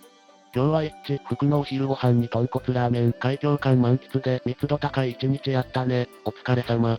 関門トンネル抜けとるぞ。あそこが最高に盛り上がったやで。せやった。なんか珍しく観光みたいなことしてたよね、京都以来。西の京、山口やからかな、知らんけど。牧野うどんは、ぜひ食べてほしいとこやな。最近グルメ旅よな。旅は楽しまな。あとは、今日の保歴だけだな。今日の保歴。おお、思ったより歩いとる。もうがっつり福岡まで来たんやな。すごいわ、しみじみするわね。一致、今日もお疲れさん。明日に備えてゆっくり休んでおくれやす。ゴールまであと50キロ、1日の徒歩距離くらいか。Google 先生の予想時間が、やっと現実的な日になったな。合計 1200km& 総歩数150万歩突破やな。いつもまとめ3月やで。いっつも更新ありがとな。終わってしまう、悲しい。すげえな。明日にはゴール？あさってやな。あとは明日のゴールをぼんやりと決めておいて、29日の飛行機予約もぼんやりやらんとな、一致。明日の夜はホテルでしっかり休んでから水族館を満喫してほしいわね。みんなサンキューガッツ。今日は海峡間を観覧して無事九州に上陸できたで。目的地まではあと少しやけど、だからこそ一層気を引き締めて頑張るで。今日はここで休んで明日の旅路に備えます。福岡マリンワールド海の中道まではあと51キロ。これは2日に分けた方がええね。距離的には一致いけるやけど、到着して開いてなかったらなんかなーって感じやし。和白あたりで泊まれるといいな。少し余裕もあるし、疲れとってから堪能してもらいたいわね。おやすみー。一致お疲れ様やで。盛りだくさんな一日やったわね。ぐっすり寝て体休めておくれやす。感無量やで。男は夢をしのぐと書いて感無量。あんたは偉い。おやすみ一致、いよいよラストスパートやね。今夜はしっかり休んで、英気を養うんやで。こないだの115キロから64キロ進めたんやね。ご苦労さんやな。一致お疲れ様。ゆっくり休んで明日に備えてな。一致お疲れ様。今日も天気でよかったな。お疲れさん一致。ゆっくり休めよ。ネットカフェ、自由空間小賀店、マリンまで 14.4km、快活クラブ、フィット24、ブランチ福岡下原店、マリンまで 10.5km。そういえばマリンワールドは休館日ってないん？年2日らしいで、一致には関係ないようで何よりや。それはよかったやで、一致がせっかく行ったのに休館日とか泣けるわな。しかしよくここまで予定通りに進んだな。掛川あたりの道の駅で寝てた時はどうなるんや思ってたのに。ほんまにそれすごいよな。計画もアドリブも揃ってるんやな。リタイアした時頃と比べて回数重ねるごとに安定してきてるのもおもろいわ。今回は天気がめちゃくちゃ良かったわね。雨が一番辛そうやから、ほんまに天気良くてよかったわ。職質にも俗にも合わず、運良すぎやね。ちょっとみんな、一致の旅の思い出まとめに入っとるやん。まとめに入る気持ちはわかるけど、まだ終わったわけじゃないからな。まだ安心するには早いんちゃうか？水族館に着くまでが徒歩旅や。まとめいうか、振り返っとるだけや、大丈夫や、100里を行く者は90里を半ばとす、が、一致の座右の銘やしな。100里を行く者は90をもって半ばとす、とは言うけど、もう100里超えてるよな。東京駅からの最短距離でも、現在263里やね。明日は一致が海の中道着くまでに仕事を終わらせなきゃ。明日やなく、着くのは明後日ちゃう？本人は明後日ゴール言うてるで。あ、そっか3月。さてと、一致今日はゆっくり寝てな、おやすみっち。今日もお疲れさん、ゆっくり休んで疲れ取ってください。わい、明日明後日仕事やからリアタイ参加できんけど、一致が無事ゴールできるよう祈るやで。ついに九州上陸か。お疲れ様。あと2日でここも終わりかな。寂しいやね。今どこなん？目的地から50キロくらいのとこの快活。小倉の近くの八幡。中高用の八幡か、もうそこまで来たんやな。今回はマリンワールドがゴールになっているけど、そのちょっと先の鹿の島橋とか、めちゃめちゃ良さそうな道だわね。一致、日ハムサヨナラ勝利おめでとうはね。栗山監督は、他ファンから見ても選手への愛溢れてて、監督やった。10年間お疲れ様でした。旅は続くのさ、山陰北陸か、南九州目指して、To be continued。ここにおる奴ら寝落ち？一致そろそろかな。おはようさん。お前らおはよう、今日も明日もバッチリ晴れや、福岡。福岡入ってんのか、ほなもう着くやん。一致頑張れ。今は八幡の快活。最後までご安全に、やで。おはよう。おはよう、一致。おは一致。おは一致、残り少し、どうか最後まで安全第一でな。おはようさん。おはよう、今日はマリンワールドの手前までかな？せやな。もう着くんか？おはよう一致。あと少しだけど、今日もご安全に。おはようさん一致、最後まで頑張ってな。おはよう一致、最後までご安全に。おはよう一致。おは一致、今日もご安全に。旅の無事を祈るやで。おはよう一致、最後の最後まで油断せずに行こう。おはよう一致、今日も気ぃつけて。みんな3月、あと少しだからこそ、油断せず頑張るわ。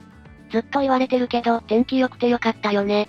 一致おはよう、北九州出身関東在住は入院中のベッドから楽しく見せてもらっとるで、福岡のうまいもんたくさん食って帰りよ。はよ元気になってな。おは一致、もうちょっとやな、お疲れさん。おはよう一致、噛み締めて歩くんやで。おはよう一致、本当にもう少しのとこまで来たな。今日もご安全に。新山の福岡民がいるかもしれんので、改めて、ゴールはネットで見届ける。明日くらいゴールなんか？多分な。今日も天気っぽいな。ほんまに味方してくれとるわ。一致のスネークが画像撮らないの、マナーいいよな。差し入れ、飲み物とかってどうなんやろな。瓶の飲み物とかは処分しづらいから、やめといた方がええよな。普通にペットボトルでええんちゃう？軽いし、福岡民みんな優しいな。やっぱりそうよな、私としてもペットボトルよな。そこら中に自販機もコンビニもあるのに飲み物なんて重いだけだろ。やけ、今日は肩パンと羊羹と麺べい持っていこうかの。飲み物は入手しやすいから、ちょっとした菓子差し入れとかがいい塩梅だと思ってきたな。疲れた体にはあんこがええて誰か言うてたで。あんこの中でもミニ羊羹が登山なんかで推奨されるのは飲み物がなくても食べやすいから、ただあんこ系は人によって好き嫌いがあるので、その辺は注意かな。まあ一致はあんまき食べてたから大丈夫やろ。街道筋の名物に餅やらまんじゅうやら多いのはそのせいかな。一致おはよう、今日も楽しんで。おはよう一致、今日もご安全に。今日も安全第一で行こうな、よし。黒崎の白屋寄ってパン買うとええで。白屋はオムレットとサニーパンで地元民や上京民が盛り上がるぞい。おはよう一致、今日も一日ご安全に。今日の福岡は晴れて23度まで上がるわよ。荷物抱えて歩きは暑いかもやで。自由空間小賀店、マリンまで 14.4km、快活福岡下原店、マリンまで 10.5km、マリンに一番近い快活和白は営業しとらん。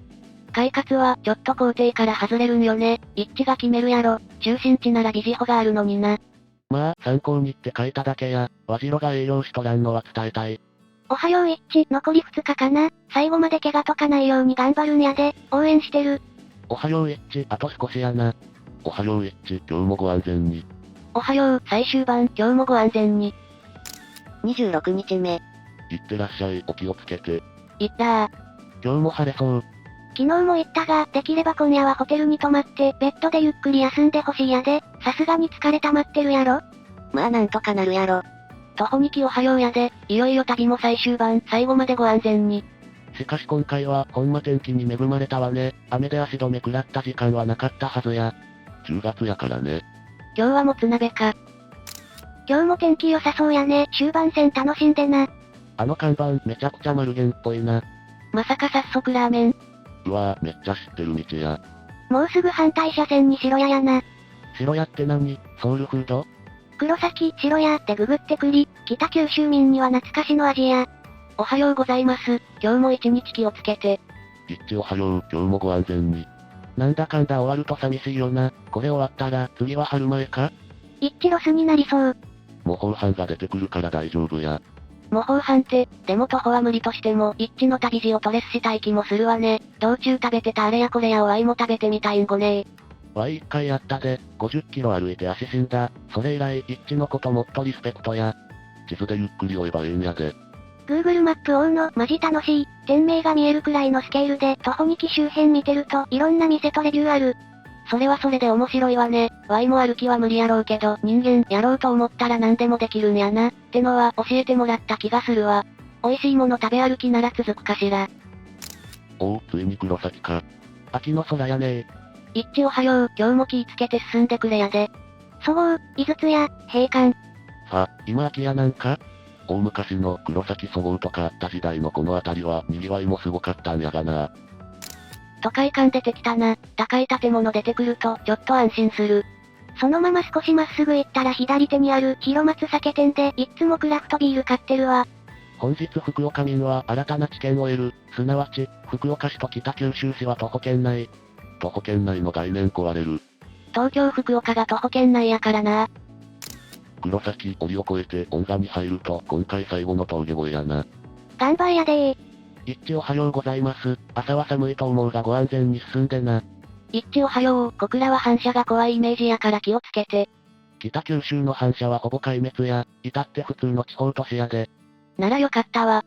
静岡とか広島あたりの写真見ても、ほえーぐらいしか思わんやったが、自分が見知った土地の写真を一致が撮ってるのは感慨深いものがあるな。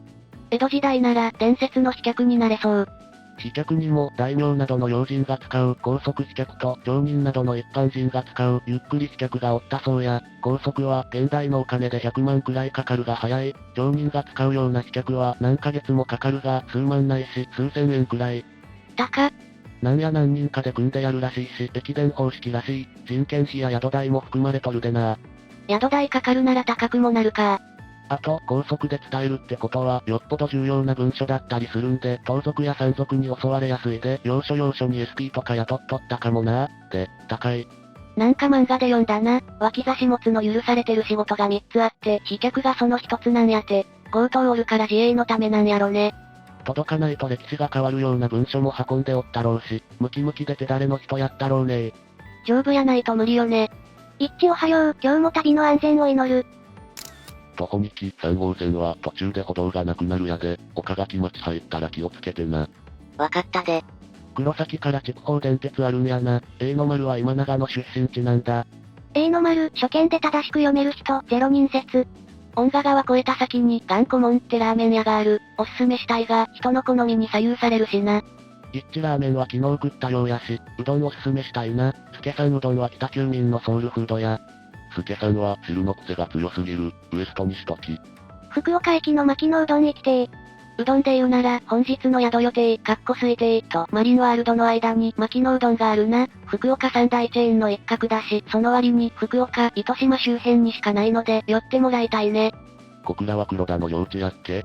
黒田とは違うで。豊前小倉藩は小笠原家や。お城はあるん？小倉城は町の真ん中にあるで、再現天守閣やけどな。見てみたいな。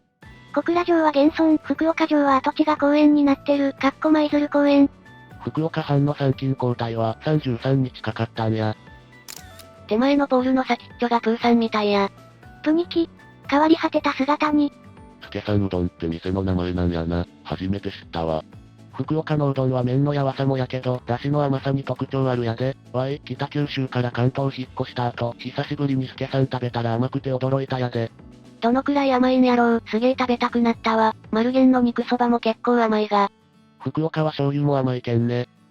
昔山口のだし醤油を取り寄せとった。ほのかに甘くてうまかった覚えや。福岡はさらに西屋でもっと甘そうやな。福岡は刺身とかも甘いの使い分けしてる？うちは夫婦とも北九州やけ甘いのだけ使ってる。一度群馬の友達にうちで刺身出したらびっくりされたわ。関東のうどん濃い口、関西のうどん薄口、福岡のうどん甘口ってことか、おもろいな。千葉県民の和紙、醤油は山さ一択。10時半でここぐらいか。国道3号線は結構アップダウンもあるし、歩道なくなるとこもあるから、恩賀川渡った後、少し北上して国道495号を進んだ方がいいかも。935。でも、935って結構遠回りになるのでは？北海道やとセコマが有名やけど、九州ならではのお店ってあるんやろか。西鉄王国福岡ならではというなら、西鉄ストア、と、その上位グレードのレガネットかね。歩くペース早いな。を超えようとしたら、もう走って日本縦断やるくらいしかないんやろな。11時30分に岡垣のバイパスじゃない方抜ける計算やな。住宅街とかの方かな。一応岡垣町の市街地横断ルートですね。バイパスルートは車順々で徒歩はきつそうやもんね。の居場所と歩行ペースが手に取るようにわかるやで。地元民ならではの楽しみ方やね。恵比寿駅南側ルートのがノスタルジーな感じやね。ノスタルジーというかど田舎というか、バイ出身。東北の時は全くわからんかったけど、ここまで歩いてきたってのがすごい。それにが九州ってのはずっと歩いてきて初めてやし、九州民は嬉しいやろね。嬉しいわ。なんだかんだ地元を通るのが確定してるし、やっぱ嬉しいし、今日は目が離せないね。そういえば関東の方ではアジとかサバを刺身で食べんって聞いたな。福岡離れる前に刺身で食べてほしいわね。アジは食べるよ、サバは生はあまりない、締めサバやね。サバは足が早いで、保存と防腐で締めにするやね。最近はサバの刺身、ノット締めサバも増えてきたね。逆にサンマの握りって北日本でしか食えんよな。福岡でごまサバは食ってほしいな。それすげえうまいやつやん。福岡というか、九州の青魚はうまいぞ。刺身、漬け、フライと何でもござれや。青魚好きやで、めっさ羨ま。釣り番組見ても、九州めっちゃ羨ま。ぜひ落ち着いたら一度は来てくれや。もう乗りますか、早いな。地元通貨で改めて気づくの驚異的スピードよ。疲労も溜まってるやろうに、本当にすごいで。残り50キロ今日を2日に分けていくらしい。無理して50キロ歩いて夜到着してもマリン海中が終わっとったら切ないからって到着は明日やね。頑張れ確かに開園時間に合わせなあかんからな。そこんところ調節考えて歩いてるんやね、やっぱ。そうそう、到着して一人で考えにふけ、その足で自分でチケット購入して入るってのがのお楽しみやからね。つけばそれでええってわけじゃないところが、やはり計算してるんだな。県の整備事務所か。マリンワールドって夜の水族館イベントやってないのかな？ 3 月、ハロウィンだったら夜の水族館見れたんや。30日だけか。1日だけなのか、ハロウィン。夜の水族館貴重な体験なのに。けどちゃんと時間に合わせていくけなげやね。水族館のイベントなんて男一人で行ったら地獄見るで。魚がおるから一人やないぞ。マリンワールドにも可愛いフグがおるみたいや。マリンの見どころめちゃくちゃあるな。ラッコ、イルカ、スナメリ、かわいい、小魚の大群、ケープペンギン。中でもレストランのカニの姿揚げしたカニドッグが期間限定であるやで。オリオまで来たか。北九州市はここまでや。オリオやな。友達の家のすぐ近くや、懐かしい。オリオ駅近辺やな。小学校までオリオやったんや。昔は門司港にも負けない味のある良い駅舎やったんが、近年建て替えられてしもうた。水巻へ。太郎ちゃんの選曲来たで。北九州関東目、懐かしい風景見せてくれて、ほんまありがとう。最後まで頑張ってくれやで。てか看板の取り方よく見つけたな。北海道やからよく知っとるかもしれんが、カササギ、カチガラスも福岡にもよくおるんや、綺麗やで。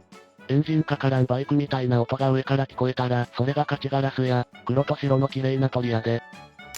お、ルミエール、もう恩賀川やな。ルミエール、安くて助かるわ恩賀川の河口に空自の足や基地があるで。一致や、歩いてて、カラスに襲われることとかはないんか？今のところないわね。土地勘があるところを徒歩2機が歩いてると思うと嬉しくなるわね。マリンワールド前の県道59号線は市内でも最もスピードを出せる何もない直線道路やから、そこがビクトリーロードやな。歩道はあるの？しっかりあるで。肉まん買ったらタレがついてきた。酢醤油？せやな。むしろよそはついてこないんか？初めて見た。ずっと福岡民は驚く。福岡では常識やで、酢醤油垂らして食ってな。福岡では基本なんやが、よそは違うらしいな。美味しいやで。肉まん割って、片方そのまま、もう片方タレかけながら食べるよろし。穴開けてでもええで、からしもつけてな。速報、一致福岡で豚まんを買う。関東だとからしもない。そのまま食べるんけ？こっちと味違うのかな？そのまま。肉まんにポン酢つけて食べる習慣がよそにはないと知った時は心底もったいないって思ったわ。酢醤油じゃなくても酢でも美味しいですよ。量を間違えると悲惨になるけど。一致がこういう普通のもん買ってるの見ると嬉しい。今日ゴールの予定か？明日か？明後日か？今のところ明日やな。まあ、のんびり行こう。しかし一致は国道1号線から始まり2号線制覇して今3号線歩いてるんやろ。すごいな。確かに。恩賀川来たー。恩賀川。恩賀川の河原に降りてみてほしい。昔はこの川を境に西麻生家と東麻生家が、しかしいい天気やな。実家から見える遠くの山、思い出すわ。このまま行ったら一致は恩賀川駅通るか？スネーク？頑張って、弓道かこのままかわからんから注意してな。まあ、地元民ならわかるような画像を一致が出してくれとるで、その先のコンビニとかで待つが良いぞ。恩賀へ。水巻き短かったな。恩賀って全く読めんな。恩賀、やで。はい、福岡にも芦屋って地名があるんやね。神戸だけかと思っとった。航空自衛隊芦屋基地、芦屋協定があるで。芦屋の航空祭、コロナでここ最近開催されてなくて悲しい。ここから先の山道が、この旅最後の山道かな？恩賀市街地に行くか、3号沿いに下を通るか。今日はちょっと距離短いみたいだから、どこかでゆったり入れる風呂ないかね。福の湯がコースからあんまり外れなさそうやな。徒歩指定すると、こんな道示されるんだ。仕事しとる間に北九州過ぎ去ってて草、歩くの早いな。いつの間にか恩賀川越えてて草、早すぎるやろ。いつも車で通る道だから、歩道目線はめっちゃ新鮮。それな、なんか見たことある景色やけど、どこやったっけってなる。今日の昼飯は何だと思う？ラーメンは筆頭だけど、多分うどんな気がするような。昔、自転車旅の時に通ったなぁ、懐かしい。お、恩賀市街地の方か。差し入れいただいたで、3月。ナイススネーク。スネーク。ナイスね。ナイスネーク。初めてリアタイして、初めてスネークしました。これからも応援します。スネークお疲れやで。お疲れです。ナイスね。スネ。ナイススネーク。ナイススネーク。ナイススネーク。ナイスね。ナイススネーク。明日ゴールか、パンツ脱いで待機しとくそま。次は3号に戻るか、恵比寿駅南を通る道か。ええ天気やな。いい天気、空の青さが気持ちいい。こっちは雨やで。ええ天気や。ここまで快晴が続くとは思わんかったやろ。一致、だいぶ焼けたんちゃうか？終盤戦天気良くて草。明日も明後日も晴れみたいだから、一致運がいいわね。昨日一日でかなり進んだんか。ゴールまで約40キロか、明日は中道を楽しむのかな。今日の昼は、福ちゃんラーメン秀美かな。3号線に向かってるかな。恵比寿ラーメンの前通るかな。次の千代丸交差点から左に曲がって線路くぐったら恵比寿方面へショートカットできるで。どこまで行っても福岡って道も建物も綺麗やね。さすが大都市やで。道路交通族の議員が強い自治体は田舎でも道が綺麗なんよ。恩賀町は福岡8区、麻生ちゃんのお膝元だからインフラ整備が進んどる。岡垣へ。大垣と岡山、混ぜたような地名やの。この辺りの北部九州の地名は相当古いのも多いで。高速道路走ってると、若宮、宮若、とかいうわけのわからん交通看板がある。これ豆な。若宮町と宮田町が合併して宮若市やね。宮若はトヨタインターに帰ればいいのに。一致、今日も一日ご安全に。恵比寿通るんやね。3号行くかと思ったら、恵比寿駅南に行くのね。おお、ええ感じの牧歌的道。懐かしさを感じる田園風景。こういう雨で畑の土がちょっと流れて歩道に跡がついとる感じ、好きやわ。さあ冒険だ、とか聞きながら歩きたい道やな。和田アッコの曲のやつポンキッキーズで聞いたな、ワイも好きやで。この辺とか宗像あたりは相当古い古墳とかポツポツあるで。差し入れいただいたで、3月。ナイスネーク。ナイススネーク。ナイススネーク。ナイススネーク。さすがにスネーク今日は多めやね。明日はゴールだし、スネークは今日いっぱいって感じだわね。ナイスね。ナイススネーク。ナイススネーク。ナイススネーク。赤さん連れてって、一致に足撫でてもろたで、これでこの子も見客や。何そのご利益的な。もはや神様扱い。な、ご利益ありそうや、ワイも元気に育つよう祈っとるで。旅人になるぞ、気をつけろ。一致お相撲さんかなんかか。それはよかった、見客で元気な子になるね。赤さんが旅人になってまうがな。脇道シリーズに突入。こっち行ったんか。これから山道かへ。筑豊民スネーク死体が仕事でどうしようもない。今どの辺かな？岡垣町、戸切小学校前付近。もうすぐ恵比寿駅やで。3月、日曜日に海の中道海浜公園行ったから、勝手に親近感を抱いてる。徒歩2期、元気にゴールしてくれ。ああ、このまま山の方通って、宗像行くんかな？地図見て思うけど、3号ってほんとまっすぐ通ってるな。先ほどの赤さんのパッパやけど、差し入れの内容は、麺米のプレーン、マヨネーズ、玉ねぎ、カツオ、辛いの、肩パン、黒金羊羹、抹茶、柚子、小倉や。説明すんの忘れた。玉ねぎとかカツオってなんやねん。どういう形状なんやろ。他にもあるで、麺米種類でググれ。カツオって麺米の味の種類か、一瞬ピチピチしたのを想像してもうた。ワイも。ピチピチしとるカツオ1匹、差し入れしとったらすごいな。麺米にそんなバリエーションがあったことに驚き。おお、恵比寿駅、南口はこんなに綺麗になったのか。今日も天気が良くて安心はね。九州は博多しか行ったことないから、ゆっくり行ってみたいわ。阿蘇山をぬぬめ。噴火したてで草。阿蘇山まだ噴火しとるの？テレビじゃ報道されん。警戒レベル3、入山規制、やで。そうなんや、3月。この先の峠越えがこの旅最後の難所かな。一致、頑張ってくれやで。上山越えか。ストビューで見る感じじゃ、峠といっても歩道広いし、なだらかだし、昼だし、一致が構えるほどのものじゃないっぽいよ。上山隣の国産ね。赤レンガアーチってとこ見に行くんか。JR の駅の数で見ると、残り16駅やな。なんかいい景色やな。いい感じのレンガアーチ、追悼か？現役の線路のアーチ橋かな。不思議なとこやね。赤レンガアーチ。抜けて3号戻る前に横にでっかい鳥居あるで。新宮川城まで行けたらいいがね。ここから旧3号線に出て山越えやな。今日は道の駅かビジホか？さすがに一気に福岡市内はきついんちゃう？お昼はジョイフル宗像徳重店で日替わりランチが500円銭で食えるで。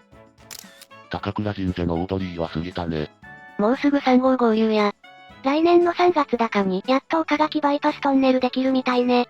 4車線にする工事してるわね。早く開通線かな。天気いいな、頑張れ一致。地元に来たち、ここどうなの？福岡市内にも何か所かあるスーパー銭湯。新宮は行ったことないけど、休憩にはいいんじゃないかな？福の湯は沢良店しか行ったことないけど、結構いいぞ。普通にレベル高いスーパー銭湯。春日と花畑にはよく行く。食事と入浴セットだと超お得。宗像へ。もう宗像かいな。一致見客すぎやろ。本当にマリンワールドに近づいてるんやね。しみじみ。もう花の先やん。あと30キロちょいやな。3期ラーメンはスルーして、その先のラーメン山小屋で昼食ってくれ。東京からの客人をおもてなしするラーメンは、やっぱ一蘭かね。東京にも一蘭はあるもん。そうなんやん、ほえー。一蘭は食べる人を選ばない。でも、福岡のラーメンと紹介するには何か違うかん。確かに。宗像大社は交通の神様やで。いよいよ宗像か。一致がこのまま3号を行くのか、それとも旧3号に入るのか。一致、もうすぐお昼だよ。今日のお昼ご飯何かな、ワクワク。総合してどこ行けばええんや。赤間駅までご飯我慢して、倉川でうどん食うのおすすめ。一蘭、福岡屋とここより安くて美味しい店、いくつもあるからな。ここまで出てきたので、3期、山小屋、一蘭、大宝、どれがうまいんじゃ。三期、知らん、山小屋、筑豊ラーメン、ベーシックだがうまい。一蘭、どこでもあるやろ。大宝、グルメラーメン、臭い。福岡のラーメン、どこが一番かは、正直個人の好みなんよな。そうなんだよね。福岡でも一蘭が美味しいっていう人もいるし。今までの候補はラーメンのみ？うどんは A ちゃんうどんってのが昔からあるけど、まだまだ先。うどんかラーメンか。3号沿いだと、三岡のあたりにウエストのうどんがあるか。ウエストでもいいな。麺類のみの選択肢。一致昨日の夜、豚骨ラーメンおごってもろてたで、うどんの可能性大。晩ご飯に巻きのうどん食べてほしい。さっきから出とるウエスト2のは店名なのか？せや、焼肉ウエストやらうどんウエストやらある。ウエストは千葉県にもあるんよ。今までの一致の傾向と対策から言って、歩いとる時にあった店にフラッと入る感あるやで、道沿いにある店を行った方がええかも。ラーメン雷蔵はまだ遠いんかな。遠いというか、本日の宿、推定、近くでは九州の特徴、ラーメン以外やと、鶏刺しと、亀煮と、丸亀、くらいしか思いつかんわ。水炊き、もつ鍋、あら鍋。鶏刺しが九州だけなのも驚いたけど、その辺も九州だけだったのか。山口民屋が、福岡はどこで何食べても美味しい。お、935に行くのか。お昼ご飯か？昼飯はくてか。あれ、一致そこ通るってことは、まさか宗像大社目指してる？寄り道するにはちょっとあるような。でも一致の足なら？宗像大社と宮地岳神社のローラーかな。あら、そっちの道に行くのね。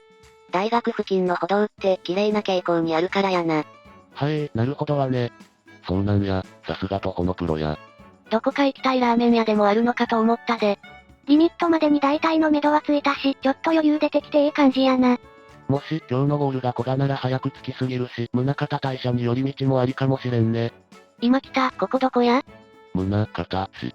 宗像の3号沿い、ミスターマックスの裏、通ってるみたい。確かに道きれい。道路の表面綺麗。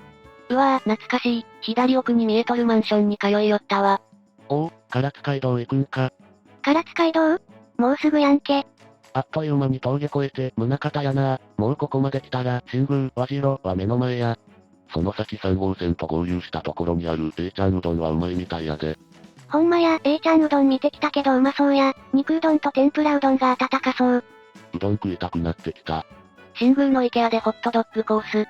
一致のご飯が気になる昼時やね。一致、お昼はうどんかな。もし今日時間あるなら、天神の方まで行って、明日天神からマリン行ってもええかもな。天神からは10キロ強やし、朝出ればちょうどええ感じやし。天神までやなくても、香椎まで行って、安宿探すのもありかもしれん。せやな、ちょっと通り越した方が、色々あるよな、飯も宿も。距離が伸びるけど、少し南まで足伸ばした方が、色々あるやね。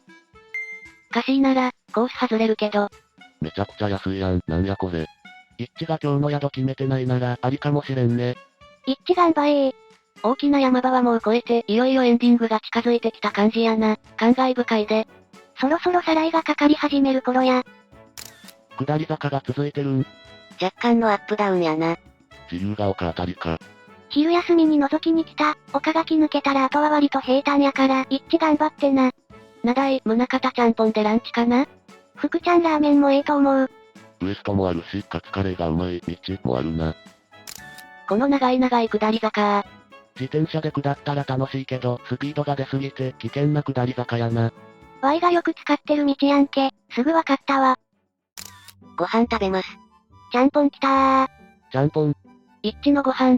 ちゃんぽんやー。リンガーハットでも、長崎ちゃん麺でもない、食堂のちゃんぽんか。レンコンさん、いいね。アボスを入れてもいいのよ。ちゃんぽんには一味唐辛子派。ダバダバ入れるとむっちゃうまい。ちゃんぽんうまそう。スルスル入るのよね。一致の昼飯がちゃんぽんとは予想外やったな。レンコンを一切れだけわざわざ揚げてまで乗っけるって、どんなこだわりや。宗像ちゃんぽんっていうカテゴリーあるん？ないで、この店が歌ってるだけ。長崎ちゃんぽんが地名だから、そのノリでつけた店名じゃね？ありがとやで。野菜たっぷりだから、見てて安心するわ。野菜も肉もあって、バランスええからな。まさかのちゃんぽんか。まあ、バイカモアイスをチョイスする一致なら、割と普通やな。バイカモアイスは衝撃やった。一度食べてみたいんごねー。今来た、ウェアイズ一致。宗像。終盤か、3月。この先国道3号か、県道503か、選ぶと思うけど、県503は、車やバイクだと楽しい山道だけど、歩きなら結構登るけ、素直に3号行きなっせ。と、アドバイスすると、503号行く一致であった。せやろ、ワイもそう思う。いやいや、503号マジおすすめ。犬鳴峠でも歩きやがれ。犬鳴の方は通らんやろ、さすがに。煽り。503号の方が距離短いし、楽しそうだけど、どうやろな？徒歩なら圧倒的に503号がきつい。でも一致はわざわざ辛いルート選んでるみたいだから余裕あるんじゃね？今日の目的地はどこになるかわからんけど、早く宿に着きそうやね。明日朝8時頃起きて、飯食って、マリンワールドに10時に着ける場所でいいわけだしな。のんびり気楽や。29までの予定やっけ、おおよそ計画通りな感じか。マリンワールド見たら、すぐ飛行機可能。見てるわいらは気楽やろけど、一致は最後まで緊張感持って歩いとるよ、きっと。マリンワールド堪能して、周辺散歩して、ゆっくり休んで翌日に帰るコースだといいな。再開。福岡市内まで、あとどんくらいなん？ 4時間ほどで市内に入ると思う。もう行程に余裕がある。リミットはあと2日、距離は30キロ。これまでを見る限り、あさっても福岡観光するやろ。明日ゴール&観光、あさって観光&帰宅、かもしれんわね。一致は車、興味ないんかな？マリンワールドの奥の方に自動車博物館とかあるんやが、結構楽しめるで。正直本州の道をよく知らないまま見てたけど、一致ってこんな感じで、結構あっちこっち行きながら歩いてたの？幹線道路の近くに面白いところあったら、たまに寄ってるくらいちゃう？ 3号に戻った。道的には、このルートっての、納得できる道筋。普段3号を歩く目線で見てないから、どこに歩道があるのか、ないのかが、わからないわ。結局、3号そのまま進むんやな。一致は苦手なラーメンとかないの？意外と豚骨がダメとか。一致はパクチー苦手やから、フォーのパクチー入りとかは苦手かもよ。ラーメンじゃないけど。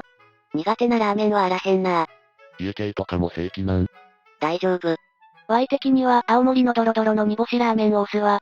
味が相当濃いけどうまいな。アスパムで食った。一致も食べたことなかったっけ？確か去年は、味噌カレー牛乳ラーメン食っとった。ラーメンとうどん以外の福岡の名物見てたら、水炊き美味しそうやな。消化にも良さそうやし、一致は何選ぶんやろ。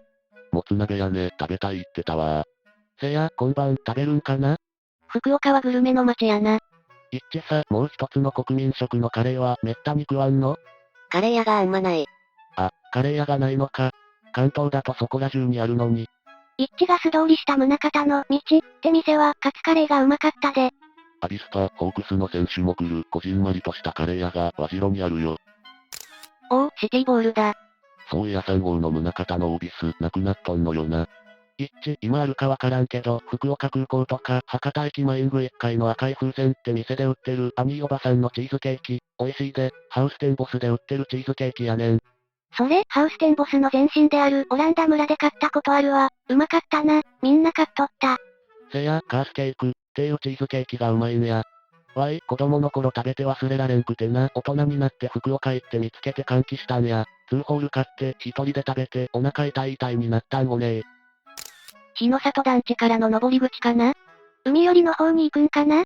一致、反対車線行っとかな、歩道が消えるで。一致の目的地、福岡市内のとんでもないところにあるけど、これ、宿の場所によっては時間かからへん。午前中話題になってたけど、一致の足的にちょうどいいところに快活があるので、そこかなーと。一致の旅をウキウキウォッチングも、もう終わりなんやな。ほんとな、1ヶ月ずっと追いかけてきたけど、ゴールがすぐそこや。福津市。あっという間に宗像脱出か、早いわ。さすがやな、一致。福津海岸が看板で福津海岸って書いてて福津海岸と読み間違えられる福津。福津の精神で福津市に来たんやな。一致にふさわしい言葉やな、福津。ハイポーの看板をいつも平ポーと空見してしまう福津。もうこんなとこまで来たんか。このまま3号線なんかかな？北九州から福岡って案外距離あるんやなぁと思った。徒歩1日圏内だぞ。ただし、略。間に町1個くらいのイメージやったんや。いやー、それはちょっと。高速乗っても、そこそこ時間かかるし。このスレ入り浸ってると距離感鈍るわね。新幹線で10分ちょっとやしな。新幹線のありがたみを感じるな。感慨深く歩いてるんだろうな。もう今日明日か、頑張れー。ちな一致のモットーは、百里を行く者は九十九里を半ばとす、らしいで。一致はもう300里くらい進んどるやろ。東が美かー。今日もカズラが元気だ。やっと昼休憩で見に来た。今日は仕事が手につかんわ。仕事終わったら今日の旅は終わっとるやろうし。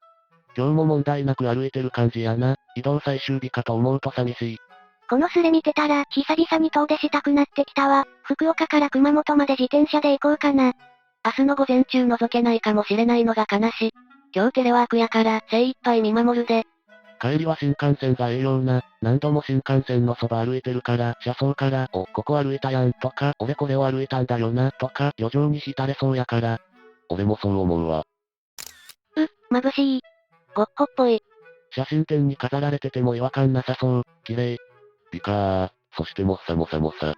車通れなさそう。人が歩かないから管理放置気味な歩道か。糸杉とツタが好き放題やってる。ああ、ここの貝塚の向こうに歩道があったのか。多分そうやと思う。探すの少し大変だったや。おう、ここちゃんと歩道になってたんだな。一致って何気に地元民は横何回も通ってるけど歩いたことない道、歩いてるよね。もうイオンモールくらいまで歩いてそう。一致、福岡まで行ったら、頑張った自分のご褒美に泣かすやな。今ちょうどオビスあったとこらへんじゃろな。さすがに徒歩でオビスには引っかからんやろなお、この3号線、未明から早朝の時間帯は、制限速度100キロだとか、という噂が出るぐらい、飛ばす車が多い。田舎の高速って暗黙の了解でクソ飛ばしても言うほど止められないんよな。三重の高速走ってる時120くらい出しててもバンバン追い抜かれたわ。なお、ここは一般道の模様。もうすぐイオンか。気持ちのいい道はね。車で200キロぐらい出せそう。見晴らし良くて気持ちええな。中学生の時に習った一点投資図法みたいな風景やな。海の中道は一般料金が2350円で年パスが4600円か。2回行けば元取れるわね。ワイも徒歩旅したいけど休み取れて1週間くらいやからきつそうやな。一致見習って水族館まで歩くか。10キロちょいだけど。羨ましいな、そんな近くに水族館あるの。最寄りの水族館まで 5km。水族館近いの羨ましいわ。一番近くて24キロや。ワイのとこに比べたら距離半分やんけ。近い。福津のイオン前あたりか。せやね、微妙に起伏あるけど歩きやすいやろや。もう完全に福岡の都市圏内やな。広告枠が2つとも募集中になってる。不景気なんやな。差し入れいただいたやで、3月。ナイススネーク。ナイススネーク。ナイススネーク。ナイススネーク。ナイスね。ナイスね。ナイスね。ナイスネーク。この辺の道、ワイ仕事でよく通るで、今日は同僚が通ってるはずや、スネークしたかったな。ナイススネーク。イオン過ぎたあたりぐらいかな。道路広いな。ここから先は片側3車線。九州を縦に繋ぐクソデカ国道やしねえ。たまに事故る東海ルートが貧弱だから、とんでもないことになる。一桁国道なのに立体交差点が少ないから渋滞しがちなんよね。でかいっちの目的地的に天神まではいかんのか？見てやな。小替え。朝、恩賀川渡ってたのに、もう古賀に入ったんか。古賀に入ったんか、今日の目的地はそろそろか？下原まで行くならもう少しやな。 3月。なんやろ、手前に難点みたいな気がある。黒金持ち。はい排便は毎日出てるんか？ぼちぼちやな。田んぼと山と空やな。お腹ポンポン内科クリニック前やな。マジでそういう名前なんか？マジやぞ。草。なんやその可愛いネーミングセンス。ここや。草。マジだった。とりあえず払いたくなったら安心して駆け込めるからええんやないか？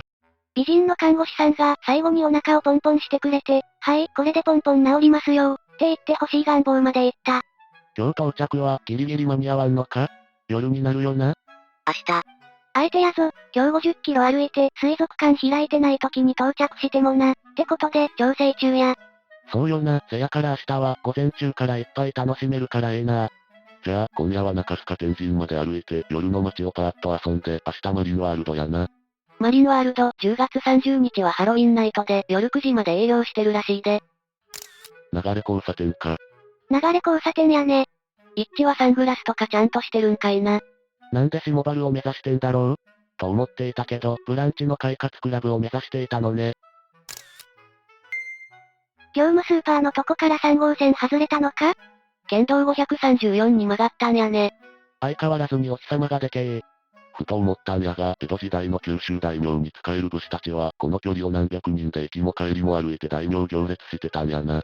江戸に入る直前でエキストラを集めて行列作ったんやで。各宿場町で現地の人を雇ってたらしいね。賢い。あれ？今日ゴールして明日見学もできるんじゃね？安宿が近くにないんよ。観光地の周りのホテルって高そう。だから野宿でマイウェイ。ヤフドあたりなら野宿に適してそう。鹿の島でキャンプとか。鹿の島で金銀ドッグは食べるんか？マジでルイガンズおごりたいくらいやけどな。ルイガンズ、立地としては最高やものな。最後くらいスパリゾートでゆっくりしたいわね。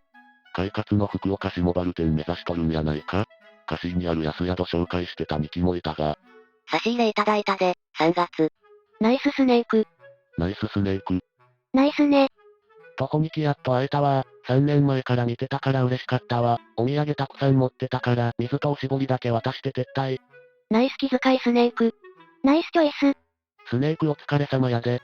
よかったのー、ナイススネーク。あれほどスネークには量を加減しろと言っていたのに大量に持たせるやつおったんか。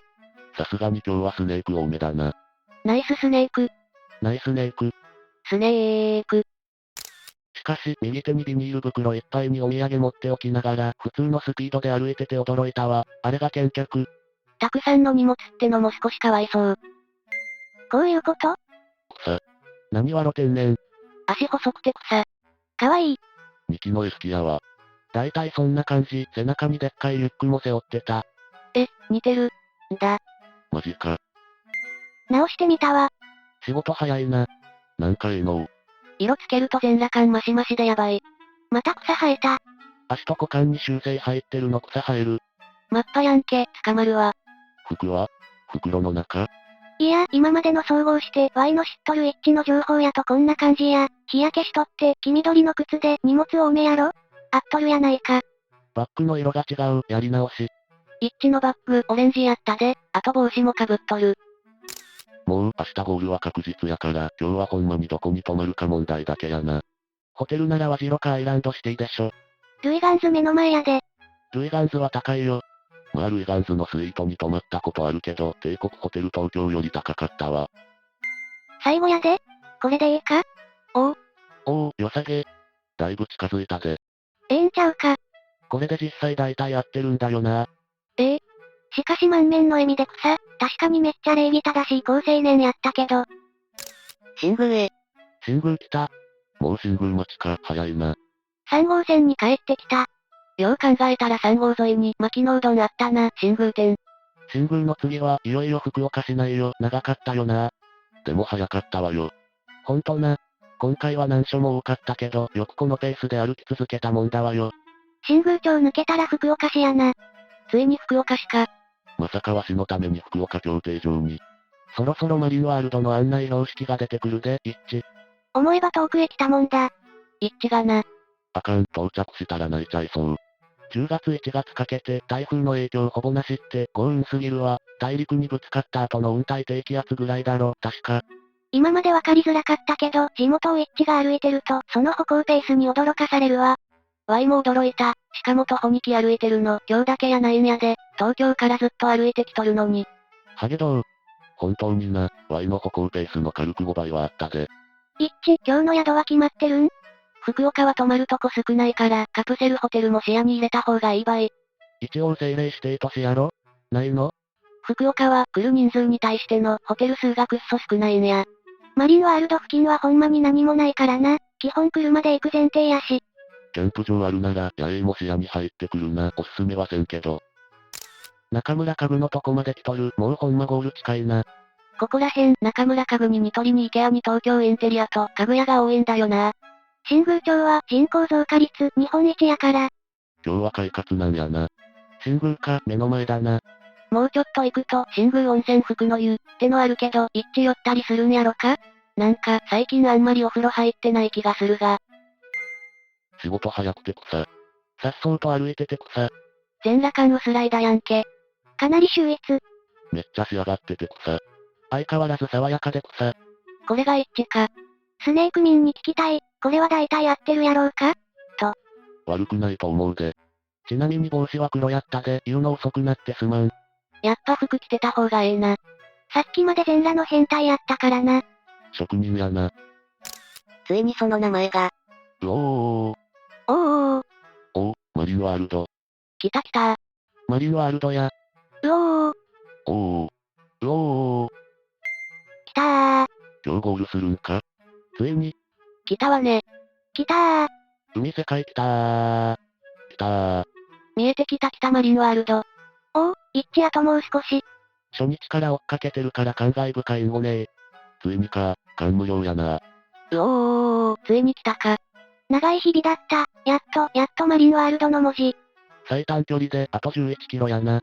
あと少しや、頑張れ一致。完成してて草。クオリティ上がって草。風景ついた。めっちゃええ感じやで。豆にバージョンアップしてて草。ついに完成したか。スレミンの一致情報を参考にして、やっとやで、もっと早めに書いて、スネークミンの参考にしてもらえればよかったわね。一致と撮ったツーショット写真見直したけど、大体そんな感じや、おつやで。ついにマリンの文字、泣けるわ旅の終わりも近づいとるんやなって。寂しくなるわね。いやー、スタートした時は、さすがの一致でも、この距離はきついんやないかと思ったが、大きなトラブルもなく、完歩しそうやな。すごいで一致。一致のおかげで10月は楽しめたで。 11月以降の楽しみがまだ見つけられん。絶対一致ロスになる。同じく。一致終わったら、また靴底の写真見せてほしいやで。無事到着したら、わかったやで、忘れてるかもしれんから、また言ってくれメンス。オッケー、ありがとうやで。ナフコ来たー。ナフコ。やっぱ九州のホム線は、ナフコ隊。右折の目印のパチンコ屋や、ぜひ海の中道から見る福岡ドームの写真をアップしてほしい。左の歩道に移動した理由が、ちょっとだけ気になる。マリンワールドの標識を取るためと予想。想像したら可愛い。しかしマリンワールドのリニューアル終わった後でよかったな。海の中道大橋とカシイカモメ大橋って徒歩で渡れるん？全部渡れる。なら明日橋渡ればちょっとショートカットできそうやな。どこで休むか次第やな。貝塚のベッセルホテルに泊まって、天ぷら平尾で晩飯がおすすめ。牧野うどん新宮店が近づいてきている。差し入れいただいたやで、3月。ナイススネーク。ナイススネーク。ナイスね。ナイススネーク。ナイススネーク。ナイススネーク。ナイススネーク、マリンワールド、明日ゆっくり堪能してほしいわ。夕暮れ時のナイススネーク。ナイススネーク。似顔絵完成した途端スネーク、効果抜群。ナイスね。スネーク。ええなぁ、ワイも地元小倉におったら、様子校の肉まんとか差し入れしたかったで。福岡広大上等やったか。晩飯はなんだろな。もつ鍋じゃないの？それは明日、水族館見た後ちゃうかな。帰るのが29日なら明日は福岡泊やな。そしたら博多に行くんと違うか。明日東京に帰ることはないんちゃう？今までの旅の例からしても、水族館見た後は交通機関も使えるし、天神博多あたりに泊まって、夜、もつ鍋食うと予想。水族館行って、宿泊まって、水族館おかわりやね。最後までご安全に。もう終わる？明日の午前にゴール予定。 3月。明日のためにビール用意せなあかん。夕方になってきたし、足元にお気をつけてな。今日の飯は？なんかうまいもん食ってほしいな。下原手前の雷蔵ラーメンはうまかったで。うまいもんたくさん食べて、ゆっくり休んでほしいやね。ワイも久々に豚骨ラーメン食いたいな。ちょっとお高いのでいいから。下原快活の下にある麺屋増本の辛麺とかあるな。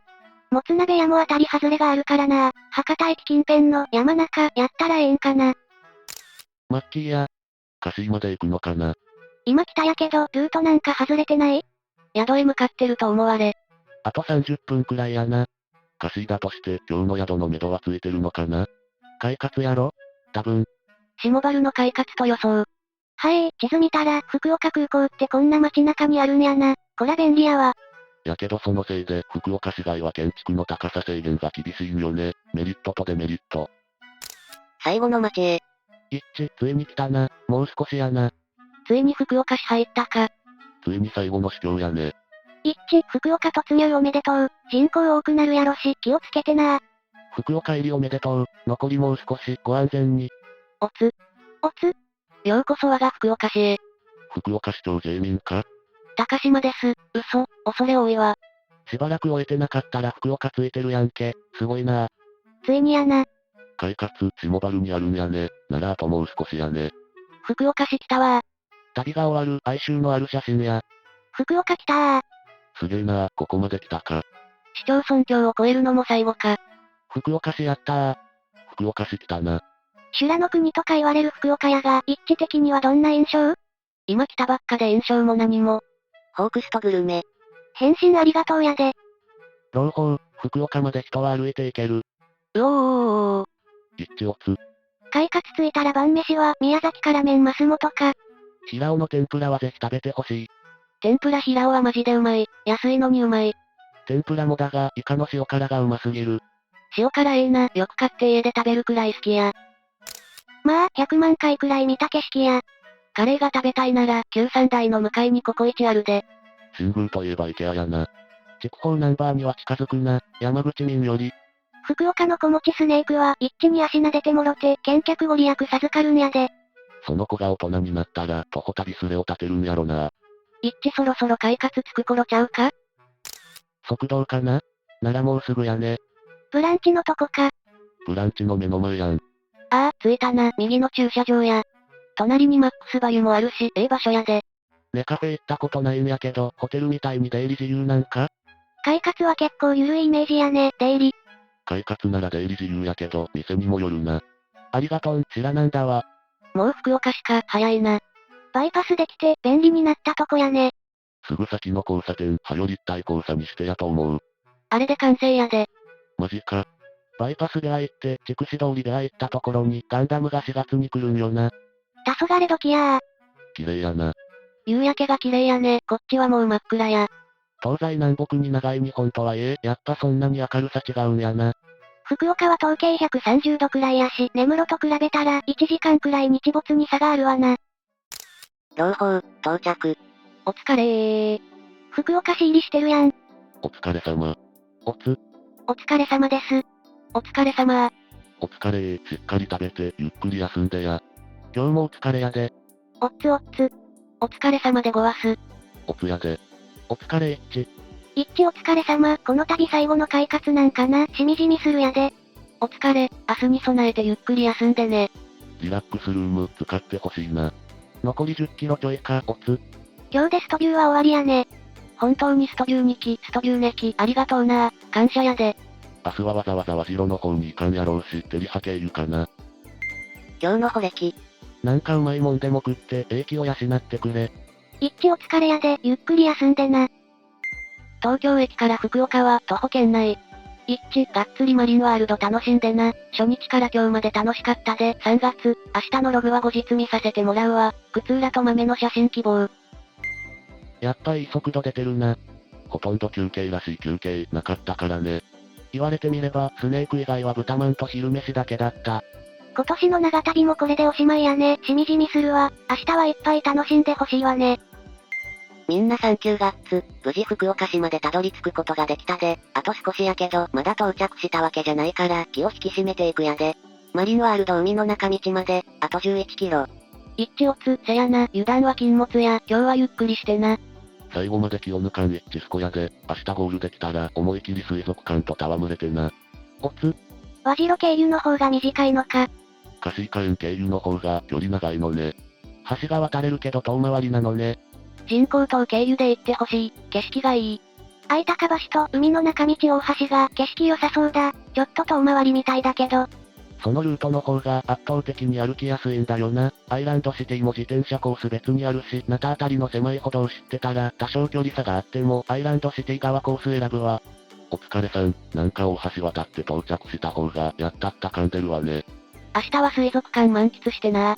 明日が本番やもんな。今日はうまいもん食ってしっかり休んでな。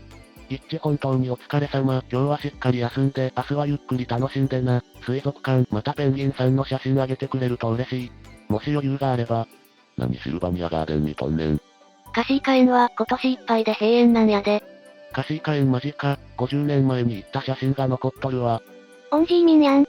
50年前とかすげえな、昭和生まれか。昭和以外の何が他に考えられんねん。大正やろ。大正生まれって何歳やねん。オンジェイにおるわけないやろ。こんなに歩いたとかすごすぎ。明日は楽しんでや明日でゴールか。振り返ると長かったような短かったような。明日は開園同時くらいに行くんやろか。ドキドキしてきたわ。開園は朝9時30分やでなんや、イルカアシカショーやラッコの餌やりタイムとか、スナメリトークショーとかあるみたいや。スナメリかわええ。ラッコって食費もそうじゃが、アクリルじゃのうてガラスで展示せないかんからお金かかるんや。なんでアクリルあかんの？爪アクリルやと傷つけるから、しょっちゅう研ませなあかんのや。なるほど。福岡市動物園も何気にペンギンおるんやで。ラッコもな。福岡すげえやね。そんなん聞いたら、福岡が行きたい場所のナンバーワンになるやんけ。ラッコは想像の倍ぐらいでかくてビビる。あいつら猫ぐらいのデカさじゃないの？抱き枕ぐらいあるよな。一致は北海道出身なんやろ？北海道の道東には野生のラッコが住み着いて害獣化しとるんやで。晩ご飯なんだろう、鳥刺しだけは食べないでね。鳥刺しは福岡の文化やない、鹿児島、宮崎の南九州文化や。そうなんや。出す店は一部あるかもわからんけど。あと11キロか。ほんまに溶岩がある子やな、一致は。よし今回こそはゴールを生で見届けるやで。一致のお気持ち表明をよく読んで家で見届けろい。生ってそういう意味やない。リアルタイムで実況に参加するってことや、持ちつけ。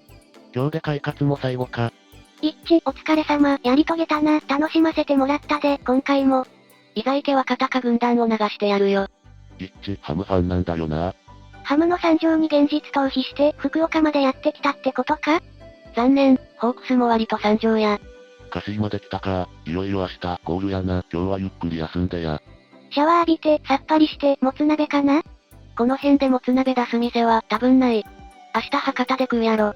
うまいもつ鍋食うなら、博多駅近くまで出ないとな。一致は晩飯の画像をあげんのかな？今日はもう閉店したか。もらった差し入れ快活で食いまくって、荷物減らしてる最中やないか？いよいよ明日ゴールやな。ほんと今回の旅は雨が少なくてよかった。このスレのおかげで随分地理に詳しくなったわ。11時からイルカ、アシカショーがあるわね。ラッコの食事タイムは12時半や、13時はイルカ飼育係の楽しいお話の時間やて、目白押しやね。スナメリトークも忘れんといたってや。スナメリトークは14時半やね。一致お疲れ様やで。近くに住んどるから、家から快活の方向いて応援しとるで。一致おつ。明日のスレをリアタイで見たいから、欠勤しようかな。欠勤理由はお腹ポンポン痛いからにするわ。お腹ポンポンクリニック行け。はしゃぐのもええけど、節度持ってせえよ。一致はお前らのためにしてるんやないんや。気持ちよく歩かしたれ。合言葉、ゴールはネットで見届ける。これに尽きるな。ゴールはスマホから待機しとるやで。一番全にな。9時前後から待機してれば、マリンワールドゴールは見れるんやろか。スネークの剣ごとの数とか、今から数えようと思うんやが、他、まとめて欲しいものあるか？発表するならトータルの総数だけでええ。剣ごとのランキングはナンセンス。スネーク数だけにするわ。じゃあ作業に取り掛かる。また明日な。東京済みは気づいた時にはすでに遠くだった。それな。わかりすぎる東急沿線民。前スレの似顔絵、勝手に歩かせたわ。都民やから差し入れもできんが、一致とこのスレのおかげで、バッチリ旅気分味わえてるやで。サンキューガッツ。動いとる。動画や。おお、ワイの絵が動いとる。天才か。草。後ろ、雲がお魚さんなのかわいい。一致は観光とかせんの？毎回ゴールした後に観光しとるでー。とりあえずここまで頑張った一致すごいよ。ゴールしたら、靴底見せてほしいわね。一致次の旅があれば、九州か四国回ってほしいわね。なんせ1000キロ歩けるんだから、能登島水族館だろうとどこでも行けるはず。すごい。ついに明日到着か。長かったけど終わるとなると寂しいな。誰か別ルート、やれや。ではワイが、近所のイオンに徒歩で行くまでを。一致は明日、何食うたらええねん。川沿いにある屋台のラーメンは食べてみたい。あと、もつの煮たのとか食べてみたいやで。そういや今日は一致、夕食の写真あげないな。寝てるんやろか？明日、何時からやろな。ワールド9時半オープンで、快活から一致のペースで約2時間やから、7時半出発と予測、朝飯どうするかで変わるかも。始まってから何日くらい経った？ 26日目、かな？すげえよ。26日で東京から歩いて福岡突入やもんな。正直、一致リスペクトが止まらん。一致、福岡着いて最終日か、長かったわね。明日みんなで仲良くおめでとう、お疲れー、って言えたらいいね。27日目続くでー。